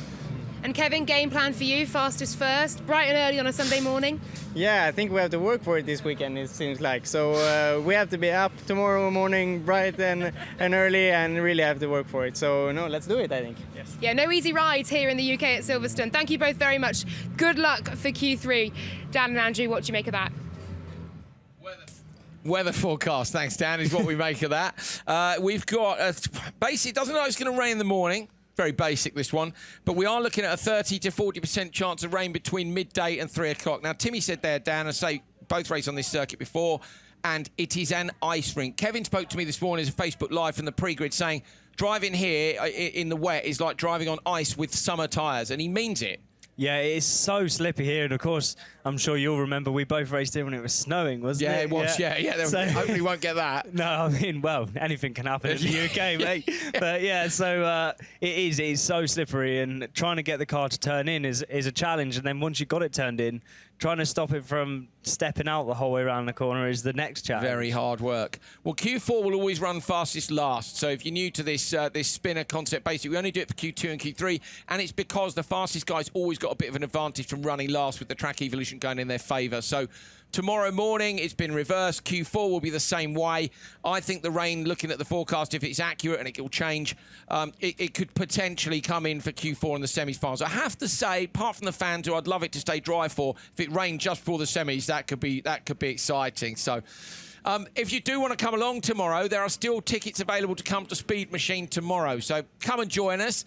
I'm going to go and have a few beers at the end. We can have a little chat about what you think about who won this weekend. So take a look out around the festival now. We've got some lovely pictures for you of what's going on. A bit of sunshine today. It might rain tomorrow. I don't think it will, you know. I think it'll be all right, but that's the family fun fair. That's free. If you want to go and have a go on that, you can have a go on the carousel, the big wheel. We've got the Helter Skelter there. That's DJ Barbecue. We've got loads of food. That's the Supercar paddock down in the F1 pit area. We've got a bunch of cars from Pro Drive. There's radio control cars in there, Dan. There's drift cars. Thank you very much. That's the grids for the next session. And that means we're ready, in fact. So there we go. Grids are delivered. We're just doing a bit of paperwork up here. You guys can go and take a look at the grid. Here we go. Racing time. So that's RX2 ready for it. At the minute, Ericsson leading after 2 sessions. Cars are on the grid, and now you get an idea of the fact that we haven't gone off air even, that the turnaround time for these has been extremely quick, and that is why Dan Rook, seeing Simon Olufsen's car on the line, is very, very impressive indeed from his mechanics. Yeah, super job by all of them, and I mean, obviously he didn't have any roll cage damage, otherwise we may not have seen him, but I think luckily for him, just suspension damage there, so able to get a quick part from the lorry and get it back on and get the car out. Self-run car as well, looking like it from the entry list, not listed as being run by a team, so Volders, Lavera and Olufsen. Olufsen will be looking to get a better run here, and he gets a good start. Volders inside him, and he's not going to want to touch wheels this time. Oh, thinks better of it. Yeah, giving himself a bit of room there that time around, and now on the outside coming into the chicane. Gets on the brakes early, trying to get the undercut, but no room there for that move. So Volders is out in front, and Olufsen now on the chase. Yeah, Olufsen's car's looking pretty decent considering it was a fair old shunt, wasn't it? Yeah, I mean it was a weird shunt. I mean, I've never really seen. It got fired into quite a quick roll. Yeah, and then up onto the, sort of landed on the tyre barrier, and then down he went again. So Yeah, it was. The car is looking pretty good. I think it's run by his sister, Sandra Holtgren, and the STS RX or something along those lines. Apologies to them if I got that wrong. But yeah, a family-run car. And Sandra used to race herself, of course, didn't she? Yes, Sandra used to race and used to mechanic for OMC as well. Did you see him lift the front right wheel there? I wasn't sure if he just clipped the barrier, Olufsen, in the way into turn 2, or if it was just the way the car sat down. But he'd have had a tiny little panic in the car, won't he, there? If he'd done that again, it'd have been all sorts of bother. Yeah, so I mean, sometimes these cars do lift the front wheel. They're mid-engine cars, so a lot of weight is in the back. So it can be quite easy to lift up the front end if they're accelerating while sort of trying to rotate the car at the same time. So Olufsen's gone Joker, and Lavera's gone with him. Talbot Lavera just 1.8 off the back. These guys, of course, will all make it through to the semis here because we've only got 11 of the RX2 cars in the UK. A couple of drivers, not at this one. Damien Mounier is one that springs to mind. French drivers with fire. I think we'll see Mounier later on in the season. I believe we have Mounier returning for Norway. I spoke to Eric Farren last weekend, and he said unfortunately he's missing out on this round, but we'll be back for the next one. Fantastic. He was impressive in his first couple of races. Young French driver coming from Supercar to RX2, which is exactly what Dan did as well. Volders goes into the Joker. Tidy through there. I have to say that was a good joker from Steve Volders, and I think I might see him take a heat race win here. He's got another lap to go, unless he makes any mistakes. It was tidy joker, not spectacular at all. And I actually think the jokers here in the UK, it goes that way. You know, if it doesn't look spectacular, it's probably pretty quick. Yeah, and we saw Kristoffersson last year when he did it. He hardly had any sideways through there, and it's key with these cars to not be like that, because as you come in, it's loose surface on the way in, then it goes to grippy gravel. If they're sideways and then hit the grippy gravel, the car's just going to bog down and not get the run out of the corner. Volders coming around the hairpin at the bottom of the track. Going to hold on from Olufsen here, and we should get an idea of what the track pace is like. So, previous session was won by Ollie Eriksson. He did a 2:58.0.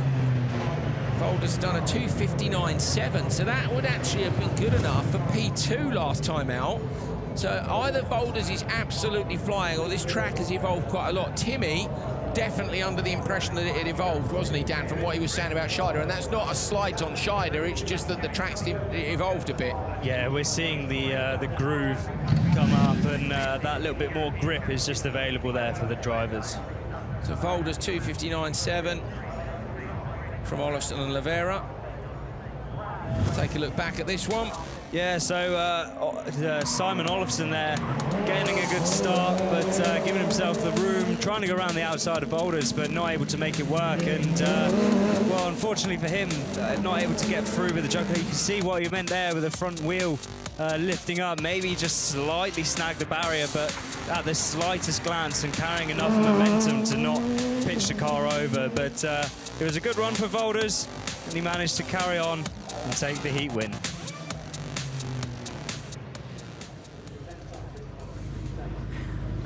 Well, a crowd enjoying the run towards the end of the day.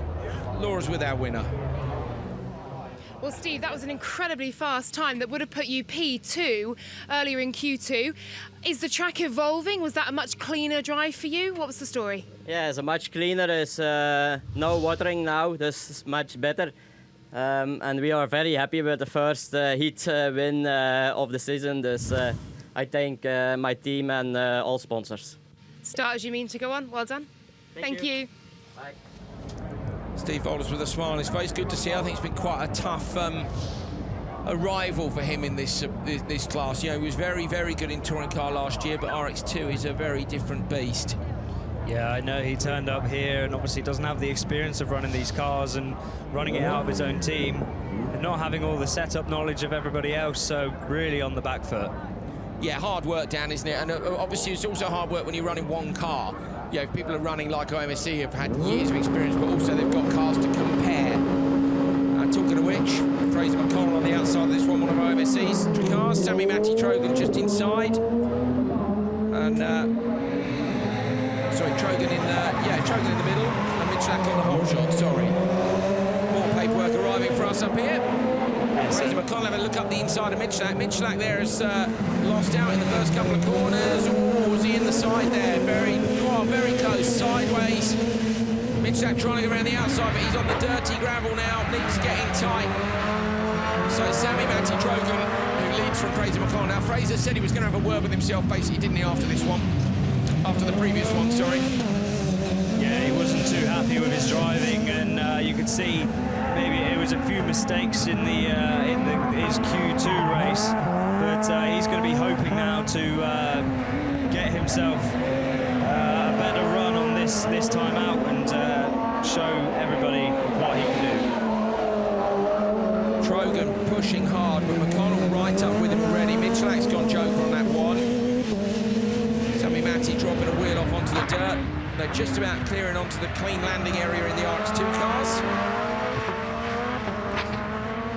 I could see in one of the previous laps there that McConnell just touching the brake before they go over the jump, just to try and squish it a little bit and make the car jump a bit more even.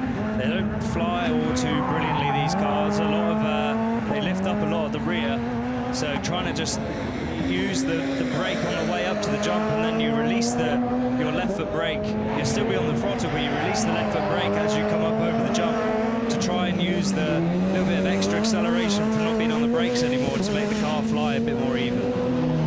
Trogan takes that jump, lands it a little bit on the nose. McConnell's gone joke, so McConnell put in a couple of quick laps and he's come out in front of Michalak.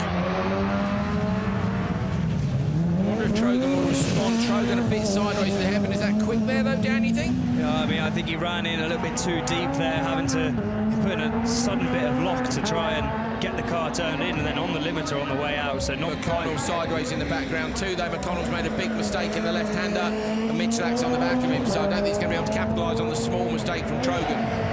No, McConnell's going to be kicking himself here. His lap times are in the region of 42.5 on that last lap. Trogan up in front has been setting, he set 41.7 and a 42.0 on the lap with the mistake, so McConnell not able to make up ground on Sammy Metro in front of him. Michalak at the minute is sitting in P6, having been 7th and 6th. Fraser McConnell is P8, having been 9th and 8th. Sammy Metro Trogan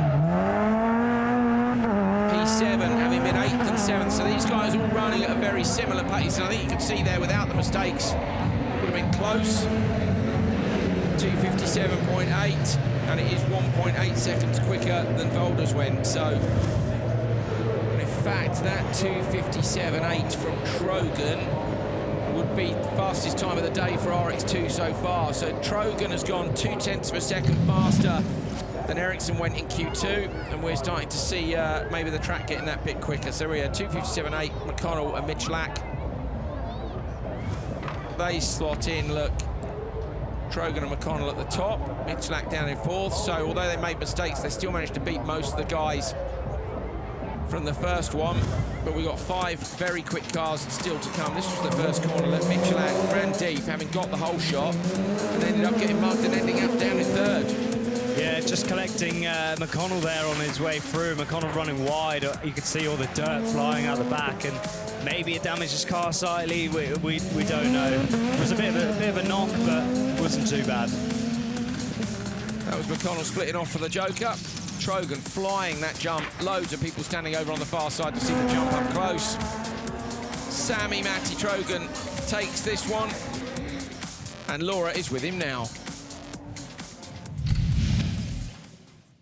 Sammy Metro, quickest so far there. What did you make of your performance, and how much are you seeing this track improve?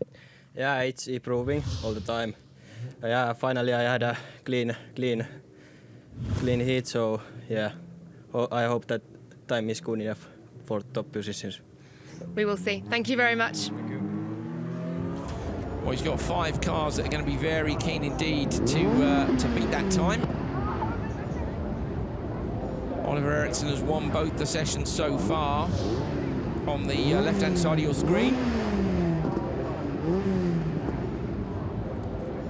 Lining up next to him, Jesse Kallio, there's Ben Philip Gunderson, William Nilsson, Vasily Gryazin. These guys seem to have ended up in the same race all day long. Remember, they've got 3 qualifying sessions today, so doing the vast majority of their qualifying work on the first day here at Silverstone. Dayinsure World RX of Great Britain. Quite nice, I think, to go to bed knowing things are a little bit more secure. You know, the world guys have got 2 sessions to do tomorrow. These guys, depending on what happens in the first corner, will hopefully be going to bed knowing, well, they know they're going to be in the semis, but it's about how far up they are on the grid, because a front row grid slot is going to make a huge difference. Griersen's going to go deep. Oh, Oliver Ericsson's in danger here into turn 2. Kallio behind, can't find a way through, but gets into the side of Gundersen. Gundersen says, you can have that back, thank you. Side by side through there is going to cost them both time. Nilsson's going to be eating this up behind them. Nilsson's right up underneath Gundersen, so Kallio just holds on. Gundersen is literally running underneath the rear wing of Kallio. There's contact almost between them. They are that close. I think now we'll be seeing Gundersen now darting off into the Joker. If not Gundersen, then Nilsson. Yeah, Nilsson there. So Nilsson into the Joker. That good move by him. Whilst the 2 drivers in front of him are squabbling, and we'll be holding him up. So Nilsson now getting out of the traffic to try and bring down the gap. So we need to watch Nilsson's lap times. Meanwhile, of course, Ericsson is somehow 1.5 seconds clear after 2 laps, which is just absolutely, well, actually it's not ridiculous with his teammates battling in behind him. Yeah, so Jesse Kallio and Ben Philip Gundersen both fighting it out and costing each other time. Obviously, these guys are, you know, a lot younger and a little bit less experienced, so they may not know whether to push or to fight on track. My bad, of course, Gundersen actually running with JC Race Techniques, so yeah, it's McConnell, who's the 3rd guy from OMSE, and yeah, so they are entitled to fight, and they will. But plus, there's that thing down, isn't there? Although you want to go, okay, oh yeah, we've got, you know, we mustn't race each other, we need to get a race time. There is a bit of you that thinks, but I've got to stick it to this other guy because I need him to know I'm not a soft touch, because you can't always be the soft touch who goes, oh, let's race to the line for a good time, can you? Because then you get mugged in the semi-finals and the final because you're seen as a soft touch. It's psychological. Yeah, I see your point there. I mean, I guess I say that now in hindsight from when I was driving, but I never went for a time. I always went for position. There you go. Feared by many. Oh, Gundersen lighting up the rear wheels in the dust on the outside. Manages to get out in front of Nilsson. So Gundersen has gone 2. Ericsson and Kallio still to go. Ericsson flies the jump. You can hear the tyres protesting just a little bit where he's super late on the brakes. Ericsson's lap time got himself down to a 40.9. It's ridiculous. That's in supercar territory, isn't it? So yeah, that's within 1.5 seconds of supercar there. So incredible speed from Oliver Ericsson. He really is going well. We know he can do it in a supercar as well, don't we? We just want to see him make that step up. It's not that easy. So Ericsson has taken it. The time is 2:56.1. That is about 1.7 seconds quicker. And it means that he has won all 3 sessions today. So Oliver Ericsson, there you go. 2:56.1, Kallio 2:58.2, getting out in front of Gundersen, Griersen and Nilsson. So Griersen actually managed to get Nilsson somewhere there too, and that's where they slot in. Look, it's close, look, to be fair. You know, Gundersen not that far off the back of Kallio, but drops 3-4 places as a result. And actually Fraser McConnell, who had a mistake himself, so that suggests that Fraser is back up on the pace here, doesn't it? Because him and Volders too both had a couple of problems, so they've managed to get into 4th and 5th. So nicely done. Ericsson though on for a clean sweep. Oliver, fastest so far, winner of all 3 qualifying as things stand. What is it about this track that is clearly suiting you and suiting your driving here? It's been good. I mean, I think the starts are very key here, and I had a lucky first draw, so I got the inside directly, and then I just kept my inside. And you know, it's all about staying in the line, being smooth, not overdoing anything. And so we just keep being consistent, keep doing what we're doing, and hit the line every time. So it feels great. Thank you. Best of luck for Sunday. This was the start. William Nilsson dropping out early. and trying to find a way through on the inside, but that was blocked off by this great battle between Gunnarsson and Kallio. So Kallio sticking it to Gunnarsson, Gunnarsson giving it back in the door. Over the jump, look, side by side pretty much. Great racing between them. Hard, but I think pretty fair, Dan. Yeah, hard but fair. No moves there that would have been deemed a bit unfair. Of course, rubbing is racing in rallycross, as they say, and these guys are putting on a good show for all of the fans here as well. Gunnarsson putting on a show in the Joker lap. Oliver Eriksson putting on a show on the timesheet. Eriksson leads with 3 wins from 3. P2 is Kallio, then it's Gunnarsson, Sammy Metro, Trogan, Gryazin, Mitchell 6th, Nielsen is 7th, Fraser McConnell is in 8th place, Volders, Olufsen and Lavera. Great stuff from the RX2 guys, then good racing. Dan, the track is evolving. I think that could be important for World RX in the morning, and certainly for these guys in Euro. We know the World guys are going fastest first in the morning. The track seems to be getting quicker and quicker. Yeah, track's getting quicker, but also one thing to think about in the morning is it could be a bit damp overnight. May see a bit of dew fall, especially with the sky being quite clear out there as well. So the track might be a bit damp for the faster boys. Good stuff. We want it turned on its head, don't we? We want a decent fight tomorrow. So we've got Q3 coming up now for Euro RX. Let's head down to the grid and we can get those supercars sent to turn 1. OK, then. First race, Rodolphe Audron and the inside, Tamas Karai, Peter Hedstrom. Pleskavas is back out. So Pleskavas appears in this one. I'm sure wasn't in the last one. This one's showing that Vucic is in the grid as well. Well, I'm confused, but I was only handed the paperwork about 5 seconds ago, and Hedstrom's still smoking, Dan. So I think Hedstrom's engine has got whatever problem it's got, he has still got. The question is, has he got any grunt? No, he hasn't. Hedstrom is just going to creep round, get the points, and then they're going to do something overnight, aren't they? Yeah, so as long as Hedstrom is able to knock the timing beam to say he started the race, he's going to gather points for a DNF if he is to pull off now, rather than a DNS, which is a 0-point score. So Vucic in the 99 car is out, as in out on track, and didn't start Q2. Can't remember the result from Q1, but leading is Karai. And Hedstrom just going to try and drag it around. Looking out the window now. No, he's pulled off. Hedstrom's pulled off, but that is a DNF, not a DNS. And Dan, that's a much better result. So Hedstrom's crew been very sensible there, haven't they?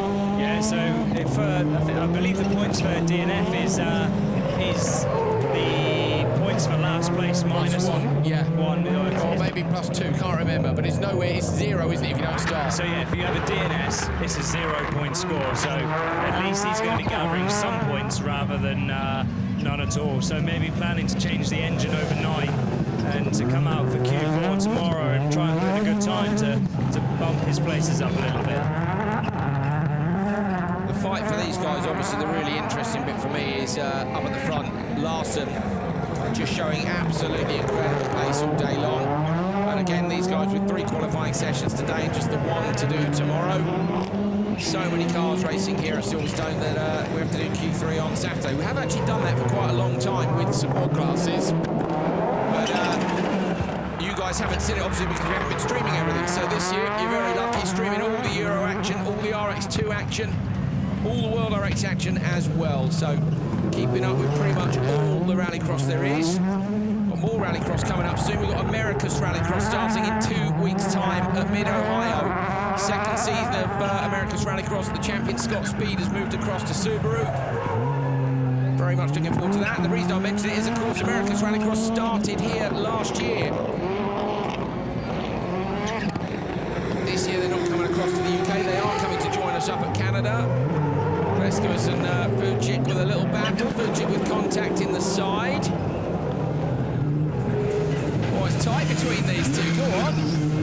Yeah, really going through each other, of course. Vucic missing out so far today, as then Pleskavas has run wide there. Maybe got a problem. He's not putting up a fight anymore. So yeah, Pleskavas backing off now, and Pleskavas was our role, wasn't he, in Q1 and didn't start Q2.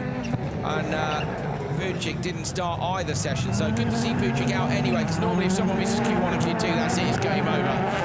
Unlikely to make it through to the semis, but would need a load of DNFs for that to happen. Karai's taken it with a 2:51.4. Okay, and so that, yeah, the track's definitely, well, either Karai's just gone and smashed in an amazing time, or the track's evolved a bit, because last has been a 2:51 and a 2:50.0. So that 2:51.4 would have been enough to see Karai in P2. He was P6 in Q1, but he could have been P2 in Q1 with a time like that. And he was 12th in Q2 with a problem. So another look back at the start. You see Hedstrom smoking away, but getting off the line means he gets a DNF, not a DNS, as we said. So that'll give him good points. And Hedstrom, prior to this session, what had he had? He'd had a 13th in one session, and he'd had a 7th in the other. So Hedstrom, I think, will be, well, we'll see in a minute when we see our standings at the end of Q2. We'll see where Hedstrom is. But I think they would only have brought that car out if they were sure they were going to be booking a slot in the semis with an engine change overnight. Karai in the dust, along with Fujic and Pleskavas as well. Close racing between those two. This was a little bit of contact up in the first corner. All good fun.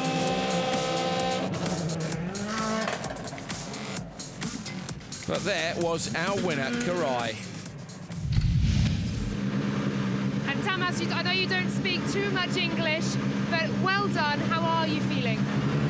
Very happy, very happy. Good car, good race, super. Easy as that. There you go. Thank you.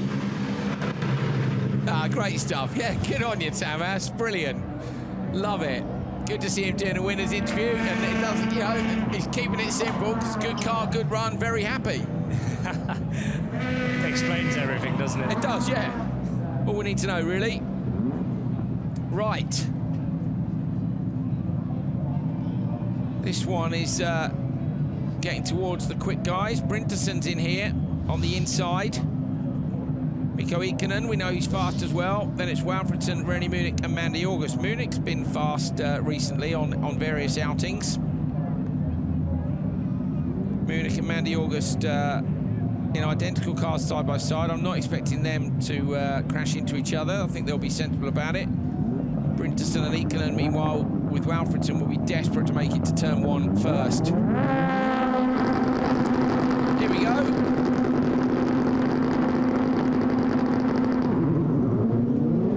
That was a pretty terrible start across the grid, Dan. That's rare, but you heard almost every car bog.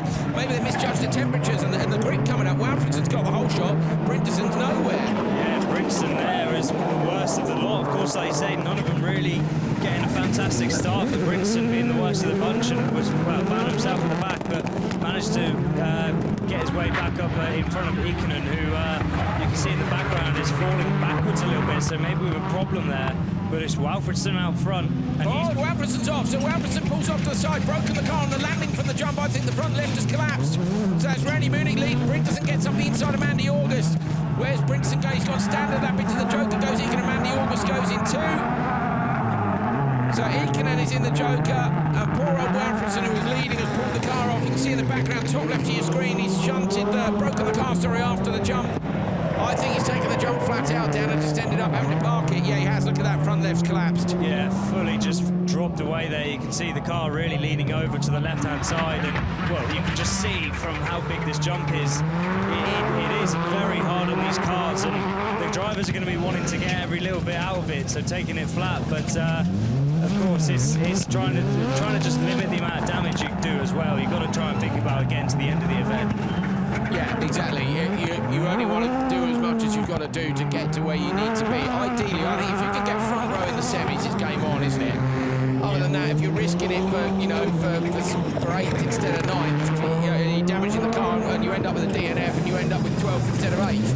Yeah, so not going to be a fantastic run there for Walfridsson, unfortunately. But I'm sure the boys now, they've got a lot of time now overnight before Q4, so they'll be able to fix the car and we'll see them out tomorrow. Munich leading Brinteson by 4 seconds. Brinteson having jokered. I wonder if Munich might go now to protect the position. Is he going to go Joker? He does. So Munich's gone Joker in the Ibiza with a quite cool flat grey livery. I think Brinteson coming around the outside though. behind him here. Thomas Brinderson, who was second and third in lights back in, I think it was 15 and 16. Before moving on to Supercars, raced up in Nordic a lot, as he's had appearances in Euros. Very quick young driver. I believe he podiumed 1 year in France, was in 2017. He podiumed in the Fiesta with JC Race Technic in Loiac. So he is a very good peddler. Round the left and the right, he's going to come back towards the finish line. Brinderson's going to take this with Munich fairly close behind.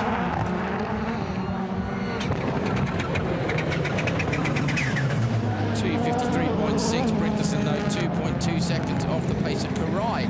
So do you know what? Tamas Karai, I'm afraid pretty much unnoticed due to all the other stuff that was going on in that race, has set a great time in this, and it's going to be up to the leaders to beat him. DNF for Walfredson, Brinson, Munich, Eakin and August. This is where they slot in, look.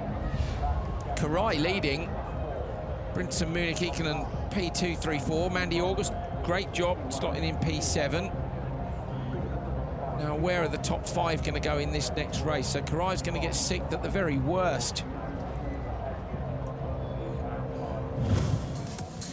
This was the start, so Mandy August went wide. So all 5 cars bogged. Normally you don't hear that, because if 3 cars get off the line, you only hear the revs.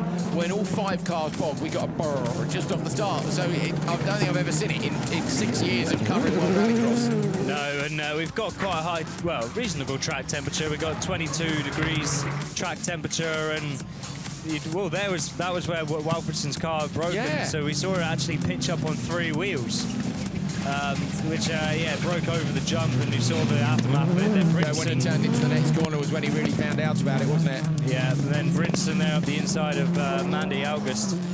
But Eakin in there as well, doing a good job. Nicely done, Brinderson through the Joker. Munich. No, I like the livery. There you go. Mixed opinions as always on these things, but good on you, Rennie. Got beaten, I'm afraid, in this one by Brinderson. He's P2 at the moment. Well done, a great drive. Currently sitting P2 with the fastest race to come. Can you see areas in which you can eke out that bit more speed? I think we have increased more and more speed over this day, and the struggle is the start. When I'm 5th from the start, it's difficult, but now I could manage to go up to first, but we lose too much at the first lap. But yeah, that's how it is. We will figure out this night. A better start for you in Q4 then, we hope. Thank you very much. Well done. Thanks. Well, we'll figure it out tonight, he says. One man who so far doesn't have anything to figure out is this man, Robin Larson. Have a look at this. He's going to roll up. This is his practice start first. See, the car just squats a tiny bit. Now watch this. The jump start sensor is the little white stick at the bottom of the screen. Look at the LEDs at the top of your screen. Flashing white. It'll roll up to it and it'll go green now. There you go. That's it. He's in position. Marshall doesn't have to do anything. You can't beat the tech that Chronomoto, our lovely Hungarian timing partners, provide. Always coming up with new stuff. We like new stuff. We do like new stuff. Anything shiny with lights on it is good. Techers. 2 De Bourgs in this one as well. Side by side on the grid this time. Andrea De Bourg has beaten JB De Bourg to the first corner twice. And then I think to the checker flag the once as well.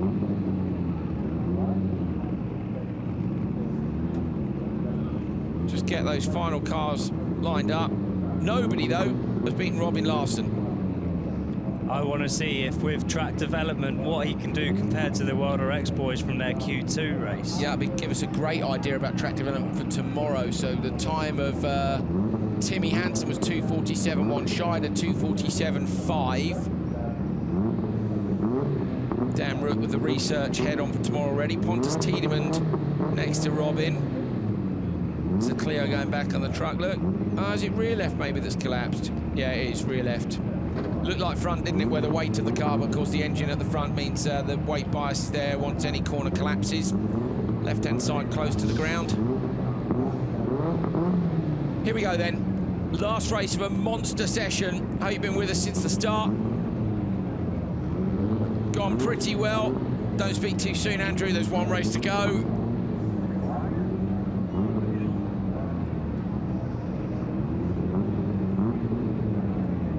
Blipping the throttle, they're eager to get going, so are we. Thumbs up, there's the two DA Racing cars. Larsen, though, Tiedemann, Andrea de Borg, JB de Borg and Evgen. That is a super long hold, and it's a bad start by Larsen, his first one of the weekend.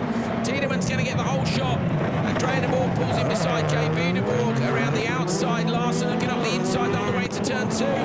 Going to try and hold the position. Tiedemann sideways in the middle. Andrea de Borg is in second place, and Larsen here then has got some work to do if he wants to maintain that clean sweep opportunity. Yeah, Larsen just not quite getting the reaction time off the line. I think maybe it was a very short hold. It was super long, super long. It looked to me with the ready to race light, but he got caught out whatever it was, didn't he? You thought it was short? I thought it was short from when the ready to race went out into the green light. And you hear some of these cars, their launch control systems do take a while to warm up. Yeah, they need to build pressure, don't they, effectively? Yeah, so building boost pressure in these cars, and maybe Robin didn't quite get that done soon enough, so maybe hogging a bit on the line as well. I'm loving Tiedemann's car. It really reminds me of Solberg's DS3. You know, when he used to run everyone used to run it so soft, and it was like, oh, you can't run a car that soft. Then you just go out and go, yeah, I can, smash the tyres to bits. And Tiedemann's car just looks the same to me, but Larsen has gone joker on lap 1, and Dan, he absolutely had to do that. Sondra Evgen has just pulled over in front of the commentary box as we see her move up the inside. Andrea de Borg was trying to go up the inside, and Tiedemann couldn't do it. So he's into the hairpin in the joker lap now. Tiedemann's now coming under pressure from JB de Borg. So Andrea de Borg in the joker. JB comes out. Where's he come out in front? So sorry, it's JB up underneath, and Andrea de Borg has come out in front of Larsen, I think. Let's look in the background. He has. So Larsen has not beaten Andrea de Borg in the joker lap. But look at the speed of JB de Borg up underneath the rear of Tiedemann. Yeah, JB, I've been saying it all weekend so far. He's had impressive speed and just not able to really show what he can do. He's always been in traffic, and you can see now all over the back of Tiedemann again. So we see Tiedemann now into the joker lap. So Tiedemann's going defensive. This is to try and cover off Andrea de Borg and Larsen behind. It's going to be close, but I think Larsen's got past as well, so Larsen's managed to pass Andrea de Borg somewhere. We didn't see it, did we? So it's Larsen from Tiedemann, which is how they finished the last session, but Andrea de Borg has gone up the inside, runs the car deep. Can he hold on to that? That's a great pass, to be fair. Pretty much block path, but almost wildly out of control. Lovely job, pushing it deep to what we were speaking about earlier today. Yeah, so driving the car really deep, so Tiedemann couldn't get back up the inside of him on the next corner, but got a bit lucky there. I thought he was a bit close to the tyres. It was wild, it was pretty wild.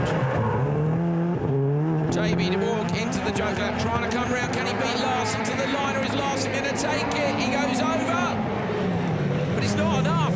So Larsen has gone second, 9/10 of a second behind, and Tamas Karai has won Q3. So Tamas Karai, good car, good run. Yes, Tamas, he wins Q3. It was a brilliant run. An early race, he'd had a problem in the previous one, and Karai has won Q3 for Euro RX. Great result by him. Larsen here not getting a good start has probably cost himself the session. So de Borg JB is P2, de Borg Andrea is P3, then it's Tiedemann and Evgen with a DNF.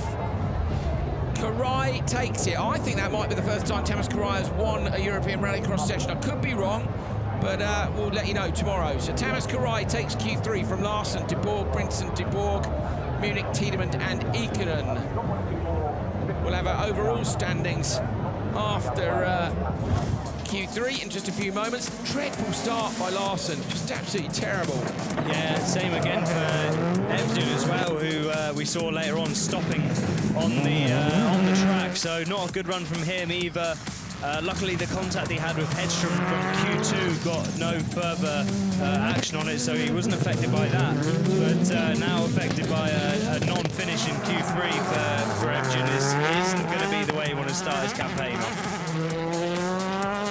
Tiedemann chucking that car around, have to say, great fun to watch. Not necessarily the latest piece of kit or the fastest piece of kit, but he hasn't left any centimetre of its performance unexplored. Thank you, Pontus. Well done. So Larson wins this one, but it's Karai who's won the session. Well, you were made to work very, very hard for that win. You are P2 in Q4 as well. Talk me through what happened at the start. It looked like you lost a bit of time there. Yeah, I was trying some new stuff with the start. We have standing with the launches too long, so the turbo and the clutch get so hot. But now I was looking at the dash when the green light was coming, so yeah, lost it there. But we came back and had a good speed, so yeah, it was good. So trying a few things, experimenting. What have you learned from today to take into tomorrow? Yeah, the start is very important because it's not easy to pass because it's so slippery and it's just one line, and when you get in that dust it's so easy to brake too late and everything, so you gotta work on the starts and get a good sleep to tomorrow. And look ahead to Q4. Thank you very much. Thank you. Well done. Well, despite not winning all the sessions, he's won 2 of them, so Larson remains at the top of the table. JB de Borg in second place, but look at that. Tamas Karai, you can see he had a shocker in Q2, but a win in Q3 has put him all the way up into 3rd place, and I think that's a mark of the fact that one win can just drag you so far up the table. He's equal on points with Andrea de Borg, but takes 3rd thanks to the fact he won the last session. Brinterson 5th, Munich 6th, Pontus Tiedemann 7th, Mikko Ikonen is in 8th. Sondre Evjen still 9th, despite the fact he DNF'd in this one. Then it's Rodolf Ordran, Mandy August and Lucas Walfridson. Peter Hedström, look, is a few points off and will have to absolutely knock it out of the park tomorrow. He's the only one with a chance of making it on 94 compared to Walfridson on 98, look. So Hedström, I reckon they're going to change that engine overnight. Look for fireworks from him in Q4 in the morning.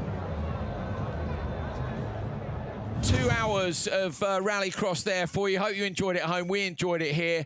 Dan, good first day. Track's definitely getting quicker. Overnight, you've already mentioned, you know, if we get, I don't think we're going to get rain potentially till tomorrow, but just the temperature drop will make a huge difference to the way the track is in the morning. Yeah, definitely. And with the fastest guys going first as well, it could definitely mix things up. I mean, I'm not sure, did anyone have a bad run in Q2 who might then come back up in Q3 for the World Boys? I'm not sure. Did anyone... I've no idea. So much rallycross is in my head right now. All I've got is lap times going on, I'm afraid. That's it. Numbers. It was great to see Scheider, wasn't it? So quick as well. I think Hedström's battle back tomorrow to try and make it through to the semis in Euros could be exciting. So yeah, there's lots of action still to come. Yeah, so much going on. And, well, there's also all the action going on here in the paddock as well. So we might have to go and see a bit of Sean. I'm not, Sean Paul, I'm open-minded. Let's go and have a look at that. Dizzy Rascal was mega last year. I'm pretty sure Sean Paul's going to knock out some bangers, so it should be a good evening. If you can't come tomorrow, and you can if you want, because there are still tickets available, head to speedmachine.com and you can come and have a little look. And if you can't make it, then that's absolutely fine as well, because tomorrow at 10 o'clock local time, so that's 11 o'clock CET, we will have FIA World Rallycross qualifying 3 and 4, and that is because we're going to go Q3 for World, followed by Q4 for Euro and RX2, and then at the end of that we're going to go back to Q4 for World. So it's going to be another long stint like we've done today, but with World at either end of it. So 2 sessions, all to be decided. Who goes through to the semis, who's on the front row. We've had 3 different TQs and 3 different winners so far this year, so don't miss it. Hopefully we'll see you in the morning. Me and Dan are going to have a very sensible evening, aren't we, Dan? I'm sure we are, mate. Cheers, guys. We'll see you tomorrow.